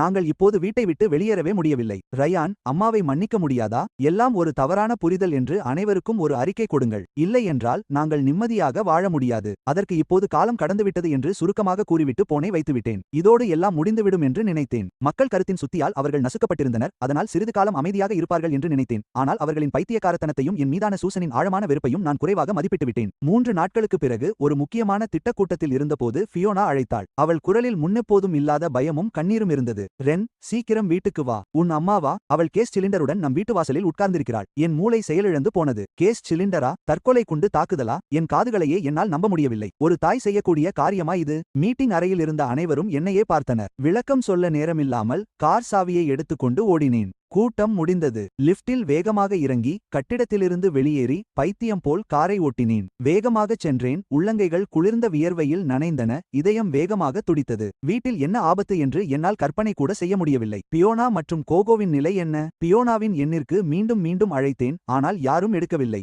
பயம் என் இதயத்தை ஒரு இடுக்கியைப் போல இறுகப்பற்றியது. வழக்கமாக 15 நிமிடம் எடுக்கும் பயணம் ஒரு யுகமாக நீடித்தது. குடியிருப்பின் நுழைவாயிலில் பாதுகாப்பு படையினர் என்னை தடுத்தனர். தூரத்தில் எங்கள் கட்டிடம் கூட்டத்தால் சூழப்பட்டிருப்பதை என்னால் பார்க்க முடிந்தது. போலீஸ் கார்களும் தீயணைப்பு வாகனங்களும் ஏற்கனவே அங்கு இருந்தன. மஞ்சள் நிற நாடா அந்த பகுதியை சுற்றி கட்டப்பட்டிருந்தது. நான் காரிலிருந்து இறங்கி பதறிப்போய் ஓடினேன். என்னை உள்ளே விடுங்கள். அது என் வீடு. ஐயா, நீங்கள் உள்ளே போக முடியாது. அது ஆபத்தானது. நான் தான் அந்த வீட்டின் உரிமையாளர். என் மனைவியும் குழந்தைகளும் உள்ளே இருக்கிறார்கள். திரு ரையன், தயவு செய்து அமைதியாக இருங்கள். உங்கள் தாய் மிகவும் ஆவேசமாக இருக்கிறார். அவர் ஒரு லைட்டரை வைத்திருக்கிறார். யாரையும் அருகில் வரவிடவில்லை. அவர் உங்கள் பெயரைச் சொல்லி உங்களை கூப்பிடுகிறார். கூட்டத்தின் இடைவெளியில் என் இதயத்தையே நிறுத்திய அந்த காட்சியை கண்டேன். எங்கள் கதவின் முன்னால் சூசன் கலைந்த தலைமுடியுடன் தரையில் அமர்ந்திருந்தார். அவருக்கு முன்னால் ஒரு துருப்பிடித்த கேஸ் சிலிண்டர் இருந்தது. அவரது இடது கை வால்வை இறுக்கமாக பிடித்திருந்தது. வலது கையில் சிவப்பு நிற லைட்டரை உயர்த்தி வைத்திருந்தார். அவரது கண்களில் முன்பு இருந்த வஞ்சகமும் கணக்கீடும் இல்லை. அது முற்றிலும் கலப்படமற்ற பைத்தியக்காரத்தனம். எல்லோரையும் தன்னுடன் நரகத்திற்கு இழுத்துச் செல்லும் ஒரு தீவிரமான முடிவு. என் 3 சகோதரிகள் அவருக்கு பின்னால் சிறிது தூரத்தில் மண்டியிட்டு அழுது கொண்டிருந்தனர். அவர்கள் உண்மையிலேயே பயந்து போயிருந்தனர். என் பணத்தை பறிக்க நான் பணிய வேண்டும் என்று அவர்கள் நினைத்தனர். ஆனால் அவர்கள் சாக விரும்பவில்லை. இப்போது நிலைமை முற்றிலும் கட்டுப்பாட்டை மீறிவிட்டது. அவர்கள் தங்கள் கைகளாலேயே பற்றவைத்த வெடிகுண்டு எப்போது வேண்டுமானாலும் வெடிக்கலாம். அந்த பயல் என்னை பார்க்க வரட்டும். சூசன் அலறினார். அதை கேட்டதும் என் கவலையில் பாதி குறைந்தது. பியோனாவும் கோகோவும் பாதுகாப்பாக இருந்தனர். போலீசார் கொடுத்த ஸ்பீக்கரை வாங்கிக் கொண்டு தடையை தாண்டி படிப்படியாக நடந்தேன். உனக்கு என்ன வேண்டும்? நான் கேட்டேன். நீ என்னை அழித்துவிட்டாய். நீ இந்த குடும்பத்தையே அழித்துவிட்டாய். நீ எங்களை அனாதைகளாக ஆக்கிவிட்டாய். உன் வாழ்நாள் முழுவதும் நீ வருத்தத்திலும் வலியிலும் வாழ வேண்டும் என்று விரும்புகிறேன். சகோதரிகளே, இதை பார்க்கிறீர்களா? இதுதான் உங்கள் அருமையான தாய். தலா 2 மில்லியனுக்காக நீங்கள் அவரை இவ்வளவு தூரம் தள்ளிவிட்டீர்கள். இப்போது திருப்தியா? அர்த்தமற்றதை பேசுவதை நிறுத்துங்கள். இப்போதே இணையத்திற்குச் சென்று நடந்ததெல்லாம் ஒரு தவறான புரிதல் என்றும் நீங்கள் எங்களை தவறாக புரிந்து கொண்டீர்கள் என்றும் அனைவரிடமும் சொல்லுங்கள். பிறகு அந்த 5.5 மில்லியனை எடுத்து மீண்டும் பிரித்துக் கொடுங்கள். நீங்கள் எப்படி செய்வீர்கள் என்பது எனக்கு முக்கியமில்லை. கடன் வாங்குங்கள் அல்லது வீட்டை விற்கிறீர்களோ பணத்தை இப்போதே என் கண்முன் வையுங்கள். இல்லை என்றால் அவள் தனது உண்மையான நோக்கத்தை வெளிப்படுத்தினாள். வாள் உருவப்பட்டது. இவ்வளவு சுற்றி வளைத்து கடைசியில் பணத்திற்காக அனைவரின் உயிரையும் அச்சுறுத்தி என்னிடமிருந்து பணம் பறிக்கவே பார்த்திருக்கிறாள். நான் சிரித்தேன். அப்படியொரு விரக்தியான சிரிப்பு அது. அம்மா, நான் பயந்து விடுவேன் என்று நினைக்கிறாயா? இந்த வீட்டின் மீதுதான் எனக்கு அதிக அக்கறை என்று நினைக்கிறாயா? நீங்கள் தவறு செய்கிறீர்கள். கேஸ் சிலிண்டருடன் என் வீட்டு வாசலில் நீங்கள் அமர்ந்த அந்த நொடியிலிருந்தே, என் மனைவி மற்றும் மகளின் உயிரை நீங்கள் அச்சுறுத்திய அந்த நொடியிலிருந்தே என் மனதில் நீங்கள் என் தாயே இல்லை. என் குடும்பத்தை அழிக்க வந்த ஒரு கடத்தல்காரர் நீங்கள். என் வார்த்தைகள் அவள் இதயத்தில் ஒரு கத்தி பாய்ந்தது போல இருந்தது. அவள் உறைந்து போனாள். சுற்றியிருந்த அனைவரும் உறைந்து போயினர். என்ன சொன்னாய்? அவள் திணறினாள். நான் சொன்னேன், உங்கள் அச்சுறுத்தல்கள் வீண். இந்த வீடு எரிந்தால் நான் இன்னொன்று வாங்கிக் கொள்வேன். வேலையை இழந்தால் வேறொன்றை தேடிக்கொள்வேன். என் மனைவியும் குழந்தையும் பாதுகாப்பாக இருக்கும் வரை எனக்கு எதற்கும் பயமில்லை. ஆனால் இன்று நீங்கள் செய்தது பொது பாதுகாப்பிற்கு அச்சுறுத்தலாக உள்ளது. குற்றம் நிரூபிக்கப்பட்டால் உங்களுக்கு 10 ஆண்டுகள் சிறை அல்லது ஆயுள் தண்டனை, ஏன் மரண தண்டனை கூட கிடைக்கலாம். சூசன், இதை பற்றி யோசித்து பார்த்தாயா? கொஞ்சம் பணத்திற்காகவும் உங்களின் அற்பமான அதிகார பசிக்காகவும் உங்கள் மீதி வாழ்க்கையை இழக்கத் தயாரா? ஒருவேளை உங்கள் உயிரையே கூட? சூசனின் முகம் மரண பயத்தில் வெளுத்துப் போனது. லைட்டரை பிடித்திருந்த அவளது கை லேசாக நடுங்கியது. சட்டத்தை பற்றி அவள் ஒருபோதும் நினைத்து பார்த்ததே இல்லை. தாய் மகன் உறவில் அறம் மட்டுமே உண்டு, சட்டம் இல்லை என்று நினைத்தாள். தான் என்ன வேண்டுமானாலும் செய்யலாம், அது தனது பிறப்புரிமை என்று கருதினாள். அவளது கடைசி மாயையையும் நான் தகர்த்துவிட்டேன். அவளது பிடி தளர்ந்த தருணத்தில் மறைந்திருந்த தீயணைப்பு வீரர்கள் சிறுத்தைகளைப் போல பாய்ந்தனர். ஒருவர் லைட்டரை பிடுங்கினார், ஒருவர் கேஸ் வால்வை மூடினார், மற்ற இருவர் அவளை தரையில் அழுத்தினர். எல்லாம் கண் இமைக்கும் நேரத்தில் நடந்து முடிந்தது. அந்த நெருக்கடி முடிவுக்கு வந்தது. சூசன் மிருகத்தைப் போல கத்திக்கொண்டு போராடினாள். ஆனால் அது பலனளிக்கவில்லை. குளிர்ந்த விலங்குகள் அவளது மணிக்கட்டில் பூட்டப்பட்டன. அவளது இறுதிக்கட்ட பைத்தியக்காரத்தனம் பெரும் அவமானத்தில் முடிந்தது. என் அம்மா போலீஸ்காரில் ஏற்றப்படுவதையும் என் 3 சகோதரிகள் சோர்ந்து போய் அழுது தரையில் விழுவதையும் பார்த்தேன். எனக்கு எந்த மகிழ்ச்சியும் இல்லை. ஒரு வெறுமையான அமைதி மட்டுமே இருந்தது. இன்றிலிருந்து இந்த குடும்பம் முற்றிலும் சிதைந்துவிட்டது. நான் காவல் நிலையத்திற்கு அழைத்துச் செல்லப்பட்டேன். சந்தேகத்திற்குரிய நபராக அல்ல, பாதிக்கப்பட்டவராக. பிரகாசமான வெள்ளை விளக்குகள் கொண்ட அந்த விசாரணை அறையில் மேசைக்கு மறுபுறம் இருந்த அதிகாரி எனக்கு ஒரு கோப்பை சுடுநீர் கொடுத்தார். திரு ரையன், உங்கள் ஒத்துழைப்பிற்கு நன்றி. உங்களிடமிருந்து விரிவான வாக்குமூலம் எங்களுக்கு தேவை. நான் தலையசைத்து அன்று நடந்த அனைத்தையும் விவரித்தேன். ஃபியோனாவின் அழைப்பிலிருந்து நான் வீட்டிற்கு வந்தது மற்றும் சூசனுடனான மோதல் வரை அனைத்தையும் சொன்னேன். எனது தொனி அமைதியாக இருந்தது, ஏதோ ஒரு அந்நியரை பற்றி பேசுவது போல. அதிகாரி குறிப்புகளை எடுத்துக்கொண்டே அவ்வப்போது என்னை பரிதாபத்துடன் பார்த்தார். வாக்குமூலத்தை முடித்த பிறகு நான் விசாரணை அறையிலிருந்து வெளியே வந்தேன். அந்த நடைபாதையின் முடிவில் எனது 3 சகோதரிகளையும் கண்டேன். அவர்களும் விசாரணைக்காக அழைத்து வரப்பட்டிருந்தனர். அவர்களது முந்தைய திமிர் அனைத்தும் மறைந்து பயமும் குழப்பமும் நிறைந்திருந்தது. அமண்டா என்னை பார்த்ததும் ஏதோ சொல்ல வேண்டும் என்ற எண்ணத்தில் இயல்பாகவே எழுந்து நின்றாள். அவளுக்கு நான் அந்த வாய்ப்பை அளிக்கவில்லை. அவர்களை கண்டு கொள்ளாமல் அவர்கள் காற்றைப் போல கடந்து சென்றேன். அவர்களது கண்கள் கெஞ்சலிலிருந்து வெறுப்பிற்கு மாறின. அவர்கள் என்ன நினைக்கிறார்கள் என்று எனக்கு தெரியும். நான் அவர்களின் சொந்த சகோதரன். என் தாயை சிறைக்கு அனுப்பியதாக அவர்கள் நம்பினர். காவல் நிலையத்திற்கு வெளியே யாரால் அவள் பைத்தியம் பிடிக்கும் நிலைக்கு தள்ளப்பட்டாள் என்பதை அவர்கள் ஒருபோதும் யோசிக்க மாட்டார்கள். இரவு கவிழ்ந்திருந்தது. குளிர்ந்த காற்று என் முகத்தில் பட்டது. ஆனால் இதுவரை உணராத ஒரு தெளிவை நான் உணர்ந்தேன். எனது வழக்கறிஞர் மார்க் நுழைவாயிலில் எனக்காக காத்திருந்தார். அவர் என் தோள் மீது தட்டினார். எல்லாம் முடிந்தது. உங்கள் தாயின் செயல்கள் மிகவும் தீவிரமானவை. இது இனி வெறும் குடும்ப தகராறு அல்ல. பொதுமக்களின் பாதுகாப்பிற்கு ஆபத்தை விளைவிப்பது ஒரு குற்றமாகும். உயிர் சேதமோ அல்லது சொத்து சேதமோ ஏற்படாத நிலையில் அவருக்கு எவ்வளவு தண்டனை கிடைக்கும்? ஆனால் சமூகத்தின் மீது இதன் தாக்கம் மிக மோசமானது. ஆரம்பகட்ட மதிப்பீட்டின்படி குறைந்தபட்சம் 10 ஆண்டுகள். 10 ஆண்டுகள். நான் அந்த எண்ணை என் மனதில் திரும்ப திரும்ப சொன்னேன். திருப்தியும் இல்லை, துக்கமும் இல்லை, ஏதோ ஒன்று முடிவுக்கு வந்த ஒரு உணர்வு மட்டும் இருந்தது. சூசன் தனது வாழ்நாளின் எஞ்சிய பகுதியை சிறையிலேயே கழிக்கப் போகிறாள். அவள் தேர்ந்தெடுத்த பாதை இதுதான். காரில் ஏறியதும் நான் ஃபியோனாவிற்கு அழைத்தேன். அவள் போனை எடுத்ததும் அழுத குரல் கேட்டது. நீ நலமாக இருக்கிறாயா?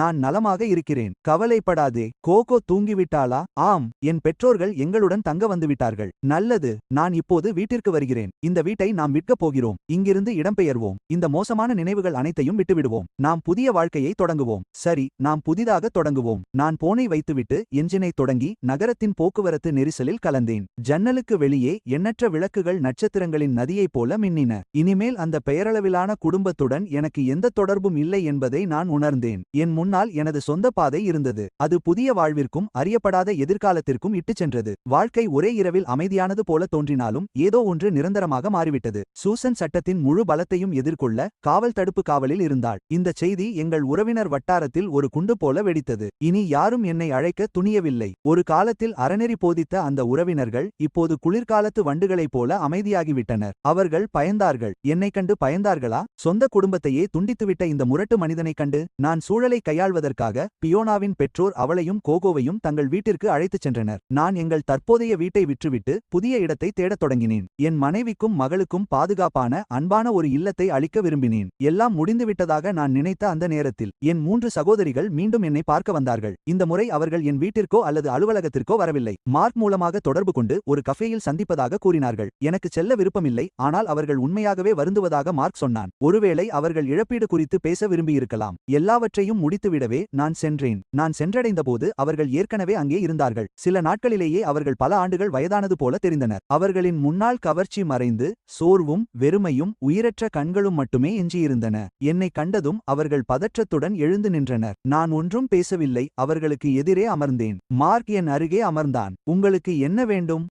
நாங்கள் அம்மா சார்பாக மன்னிப்பு கேட்க வந்தோம். அவர் தவறு செய்துவிட்டார். நாங்கள் எல்லோரும் தவறு செய்துவிட்டோம். பணத்திற்கு மயங்கி இருக்கக்கூடாது. நாங்கள் உங்களை அப்படி நடத்தியிருக்கக்கூடாது. அதிக ஆக்ரோஷமாக இருந்த குளோயி இப்போது தலைகுனிந்து அமைதியாக தன் விரல்களால் மேஜையை தட்டிக் கொண்டிருந்தாள். அவர்களின் பரிதாபகரமான நடிப்பை பார்த்து எனக்கு எந்த உணர்ச்சியும் ஏற்படவில்லை. மன்னிப்பு கேட்க தேவையில்லை. இதைச் சொல்லத்தான் வந்தீர்கள் என்றால் நான் கிளம்புகிறேன். நாங்கள் செய்த தவறை உணர்ந்துள்ளோம். அந்த பணத்தை திருப்பி தர தயாராக இருக்கிறோம். அந்த 6 மில்லியன் முழுவதையும். நாங்கள் அவளை அனுப்ப விரும்பவில்லை. தயவு செய்து காவல்துறையிடம் அவரிடம் சென்று அம்மாவை மன்னித்து விடுங்கள். தயவு காட்டும் கடிதம் ஒன்றை எழுதி கொடுங்கள். அவருக்கு வயதாகிவிட்டது. அவர் உடல்நிலை சரியில்லை. அவருக்கு 10 ஆண்டுகள் சிறை கிடைத்தால் இதுதான் அவர்களின் உண்மையான நோக்கம். பணத்தை கொடுத்து சுதந்திரத்தை விலைக்கு வாங்க பார்க்கிறார்கள். அந்த அழுக்கடைந்த பணத்தை பயன்படுத்தி தங்கள் தாயையும் தங்கள் மனசாட்சியையும் வாழ்நாள் முழுவதும் காப்பாற்ற துடிக்கிறார்கள். நான் சிரித்தேன். அமண்டா, நீங்கள் எதையோ தவறாக புரிந்து கொண்டிருக்கிறீர்கள் என்று நினைக்கிறேன். அம்மா செய்தது சாதாரண குடும்ப தகராறு அல்ல. அது பொதுமக்களின் பாதுகாப்பிற்கு அச்சுறுத்தலாக இருந்தது. அவள் என்னை மட்டுமல்ல, அந்த கட்டிடத்தில் இருந்த அனைவரையும் மிரட்டினாள். நான் மன்னிப்பு கேட்டு கடிதம் எழுதினாலும் தீர்ப்பை மாற்ற முடியாது. பின் என்ன நடக்கும்?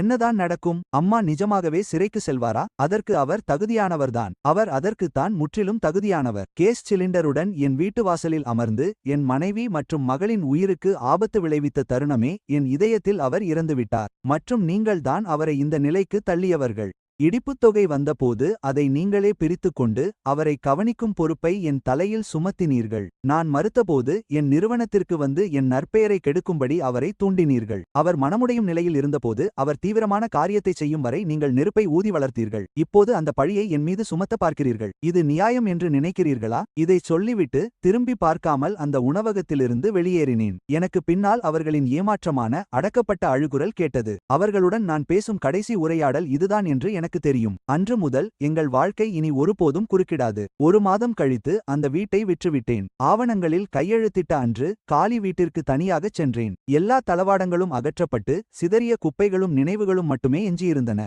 நான் இங்கு 8 ஆண்டுகள் வாழ்ந்தேன். இது என் கடின உழைப்பின் பலன், என் வெற்றியின் அடையாளம் என்று ஒரு காலத்தில் நினைத்தேன். இப்போது அதில் முடிவில்லாத சண்டைகளும் துரோகமும் வலியும் மட்டுமே உள்ளன. அந்த வீட்டின் மீது எனக்கு சிறிதும் பற்று இல்லை. பியோனாவும் நானும் நகரின் மறுபக்கத்தில் ஒரு பெரிய வீட்டை வாங்கினோம். சிறந்த பள்ளி பகுதி, அமைதியான அக்கம்பக்கம். கோகோ மிகவும் மகிழ்ச்சியடைந்தாள், ஏனெனில் அவளுக்கு கடைசியாக ஒரு ஜன்னல் வைத்த இளவரசி அறை கிடைத்தது. பியோனாவும் மகிழ்ச்சியாக இருந்தாள், ஏனெனில் அவளுக்கு சூரிய ஒளி பாயும் ஒரு படிக்கும் அறை கிடைத்தது. எங்கள் வாழ்க்கை மெதுவாக இயல்பு நிலைக்கு திரும்பிக் கொண்டிருந்தது. சூசனின் வழக்கு நீதிமன்ற விசாரணைக்கு வந்தது. தீர்ப்பும் தண்டனையும் வழங்குவது காலத்தின் கட்டாயம். அவருக்கு 10 ஆண்டுகள் சிறை தண்டனை கிடைக்க வாய்ப்புள்ளதாக மார்க் சொன்னான். என் 3 சகோதரிகளும் என் வாழ்க்கையிலிருந்து முற்றிலும் மறைந்துவிட்டனர். அவர்கள் தங்கள் சொந்த ஊரில் இருந்த வீடுகளை விற்றுவிட்டு தலைகாட்ட முடியாத இந்த நகரத்தை விட்டு வெளியேறியதாக அறிந்தேன். அவர்கள் எங்கே போனார்கள் என்று எனக்கு தெரியாது, தெரிந்து கொள்ளவும் விரும்பவில்லை. நாங்கள் குறுக்காக வெட்டிக்கொண்ட 2 கோடுகள் போல இருந்தோம். அந்த சிறிய சந்திப்பிற்கு பிறகு நாங்கள் என்றென்றும் எதிர் திசைகளில் சென்றோம். புதிய வீட்டிற்கு செல்லும் முன் என் தந்தையின் பொருட்களை சரிசெய்ய பழைய குடும்ப வீட்டிற்கு கடைசி முறையாக செல்ல வேண்டியிருந்தது.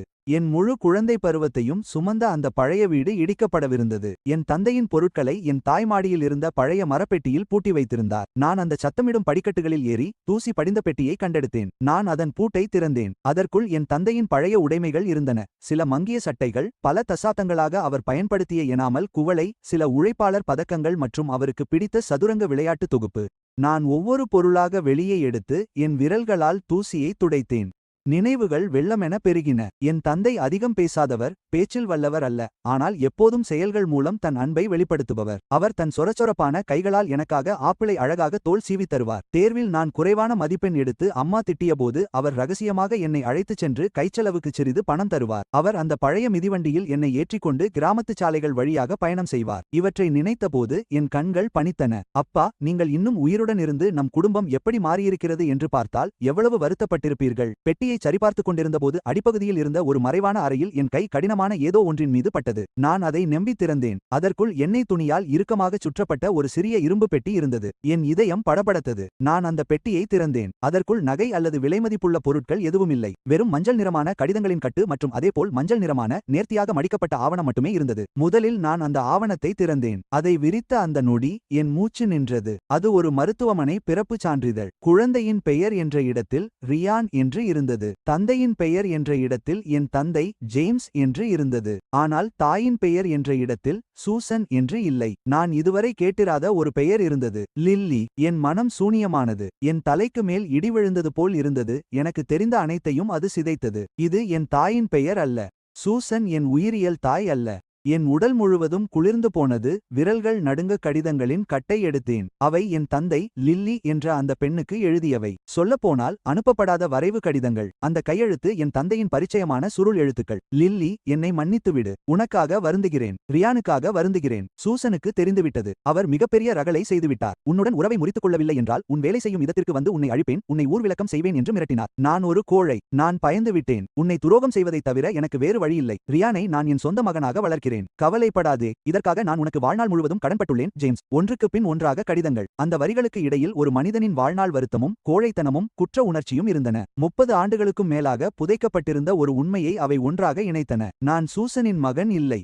நான் என் தந்தைக்கும் வேறொரு பெண்ணுக்கும் பிறந்தவன். சூசன் என்னை வளர்த்தது தாயன்பினால் அல்ல, என் தந்தையை கட்டுப்படுத்தவும் அந்நியனான என் மீது கொண்ட வெறுப்பினாலும் தான். ஆச்சரியமில்லை, சிறு வயதிலிருந்தே அவள் ஏன் என்னிடம் இவ்வளவு மோசமாக நடந்து கொண்டாள் என்பது இப்போது புரிகிறது. என் 3 சகோதரிகளுக்கு மட்டும் ஏன் அவள் முழு அன்பையும் கொடுத்தாள் என்பது புரிகிறது. ஆச்சரியமே இல்லை. இடிப்பு பணத்தை பிரித்தபோது அவள் சொன்னாள், இந்த பணத்தில் ஒரு பைசா கூட உனக்கு கிடைக்க தகுதியில்லை. அவள் மனதளவில் நான் ஒருபோதும் ரயன் இல்லை. நான் ஒரு பிறர் கூட்டில் இடம் பிடித்த அனாதை. அவள் வாழ்நாள் முழுவதும் வெறுத்த அவமானத்தின் அடையாளமாகவே இருந்தேன். பிறப்புச் சான்றிதழ் அந்த கடிதங்களையும் இறுக பற்றிக்கொண்டு அந்த குளிர்ச்சியான பரன் அறையில் அமர்ந்திருந்தேன். என் கண்களிலிருந்து கண்ணீர் மௌனமாக வழிந்தது. ஆக என் வாழ்நாள் முழுவதும் நான் காப்பாற்ற போராடிய இந்த குடும்பம் ஆரம்பத்திலிருந்தே ஒரு பொய். நான் திருப்பிச் செலுத்த முயன்ற பாதி வாழ்நாள் நன்றியுணர்வு இவ்வளவு அருவருப்பான உண்மையின் மேல் கட்டப்பட்டிருந்தது. எவ்வளவு கேலிக்குரியது. நான் ரயன் ஆரம்பத்திலிருந்தே அந்நியனாகத்தான் இருந்திருக்கிறேன். அந்த குளிர்ச்சியான பரன் அறையில் நான் எவ்வளவு நேரம் அமர்ந்திருந்தேன் என்று தெரியவில்லை. நேரம் தன் அர்த்தத்தை இழந்துவிட்டதாக தோன்றியது. முகத்திலிருந்த தூசியை துடைத்துவிட்டு என் சிறுவயது கனவுகளை சுமந்த அந்த பரன் அறையை கடைசி முறையாக பார்த்துவிட்டு